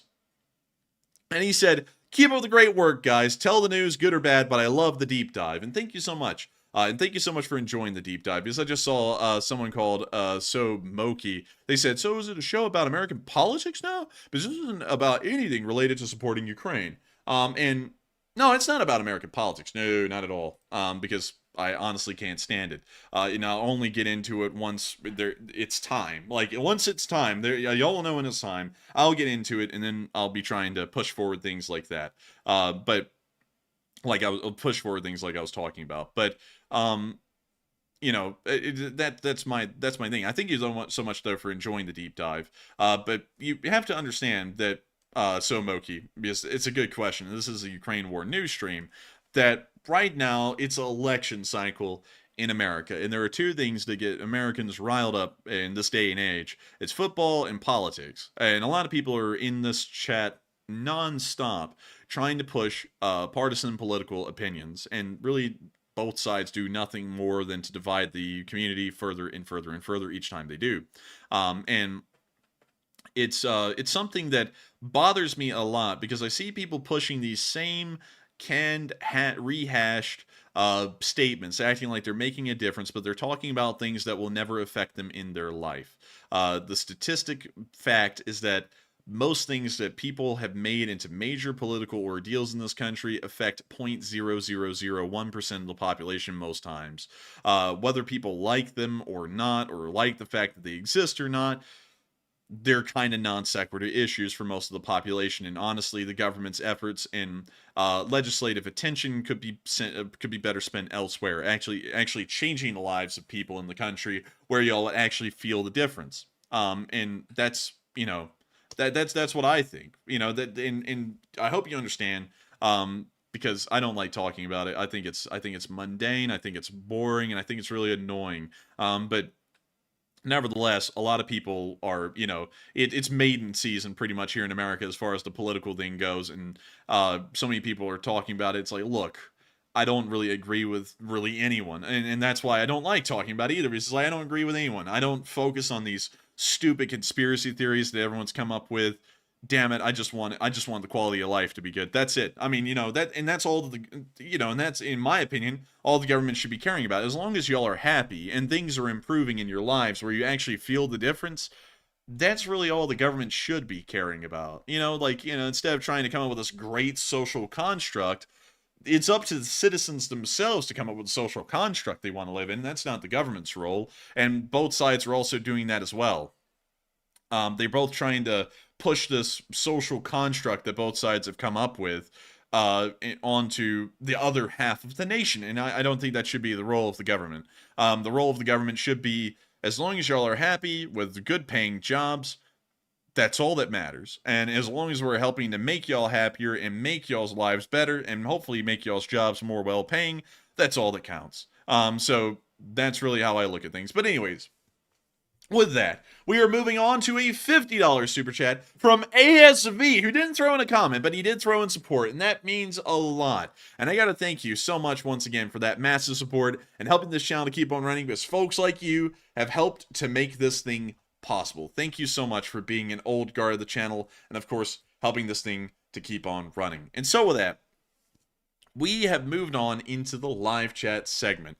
And we, due to time constraints, are only going to be addressing 3 live chats tonight. I hope you all have enjoyed the little side shoots and rabbit holes, though, because, they're not really pro-Ukraine related or Ukraine related, but I hope you all like them nevertheless, because a lot of people are always going, what about this, what about that, why don't you get into politics? I hope I kind of answered some of those questions for y'all tonight, at least the best I can within my abilities. But anyways, moving on from that, we have and let me go get it. We have the Morse code deciphers of the night, and this is Cliff Simonson, Mark Hodges, Earl Bernew, Paul Schultz, Kevin J, Rumbled Stilchin, Tongues of Bananas, Ty Lines LSO, and David Schultz, who said, LSA, tonight's Morse reads, Ukraine will live to fight another battle another day. Long live the LSA, Slava Ukraini. And ding, ding, ding, ding, ding, ding, ding, shh. And that's the sound of money. And y'all hit it dead on the nail. That was the Morse code message of the night. And I got to thank y'all so much once again for getting that correct on the 723rd day of the war. Y'all honestly blow me away with how y'all been able to get that correct time and time again, day after day, night after night. Unbelievable. And I got to thank y'all for that once again. And so with that, we are on to our third to last question of the night, which is from Barry Woodward, who said, with Ukraine leaving Avdiivka, what is left for the orcs? Not a lot. There aren't really any structures that are still standing in Avdiivka. It can't be used as a logistics hub. It's practically a useless town at this point. And with that, I hope that does address that quite well. And also moving on into another one. This one's from Vance Hicks. And he said, yes, the enforcer government should concentrate on keeping us safe and happy as best as possible. The rest we will figure out ourselves. I would actually have to say, Vance, I don't necessarily think it's the government's #1 priority to ensure the safety of citizens domestically. Abroad, I think it is a massive priority of America to make sure that our citizens are safe abroad. And if anyone happens to deliberately harm our citizens abroad, our response should be severe. But here in America, I don't really feel like it is the government's responsibility to prioritize safety, because sometimes that gets in the way of letting people exercise their rights, whether it be freedom of speech or whatever it may be, because sometimes we start to prioritize safety a little bit too much, where it begins to stamp out folks' rights. I think it's just more so the fact that we should focus on making the citizenry happy. The citizenry should always be happy. They should be happy with everything. The cost of goods, the ease of travel, the things they can do, the options available to them. All of those things are things that I think are so important. The safety of the citizen is up to the citizen itself. Of course, road safety things, you kind of have to regulate those. The government does have to get involved in that because otherwise it will be true hell on earth on the roads. And that's one of the few things I'll concede. Yes, safety is so important there. But in others, I feel like it is up to the citizens of the nation to exercise common sense and good judgment and make sure that whatever they're doing, they are safe. Or to put pressure onto the organizers of the event that they're going to make sure that it is safe. And of course, there are other exceptions, like OSHA. OSHA, regardless of how annoying it is, it's a very important thing, because if you look at China, which has no kind of workplace safety organization or institute, it is truly hell to work in China. So OSHA is a pretty good thing when you really look at it. And also fire building codes, regulations, all that kind of stuff. It is important stuff. But, beyond that, I hope that kind of does, address that well. But I think beyond that, it is really just all about happiness that the nation should be going for. And that just comes out of quality of life improvements. Just endless, boundless quality of life improvements. Time and time again, over and over and over. You just give those to the citizenry, and then you let the citizenry do whatever they want, and they'll be happy. Because if they can do what they want, and they have most everything they want, they'll be fine. And that's really what the government should strive towards, is having a happy, healthy citizenry. And right now, I feel like we kind of missed the mark on that, and we try and make the citizenry unhappy and angry. But with that, I hope that does address that well, at least in my opinion, Vance. And I hope that addressed the second to last question of the night. And we are moving on to the final question of the night. And so, who is the lucky last person who asked the lucky last question of the night? And it is Word Guy, who said, the meat grinder strategy is designed to drain Ukraine of its artillery shells, while Russia produces an virtually unlimited amount. Is this correct? The meat grinder strategy of the Russians is more so trying to let's see here, really just make ground. It's not really trying to grind down the Ukrainian resources or anything. It's just actually trying to make ground and move forward. But the Russians expend so much to move so little. And that's something that really is I don't think they're ever going to learn from, in my honest opinion. So, that's my opinion on their strategy and their doctrine at the moment, but I hope that does address that well. And believe it or not, folks, we have made it to the end of tonight's stream. I've got to thank every single one of y'all so much once again for being here tonight and watching this news. I thank you all so much once again for watching. It's been an absolute honor, and it was great to know that while the news wasn't the greatest thing that we've heard or talked about, so many of y'all still joined and watched. It means a great deal to me. And of course, thank you all so much once again for being a part of this amazing Elite Spring Army. I will see you all tomorrow at 10 p.m. Eastern Time to cover the next 24 hours of the news of the war in Ukraine. Good night, good luck, take care, stay safe. Slava Ukraini, and long live the Elite Spring Army. The Elite Spring Army will never die.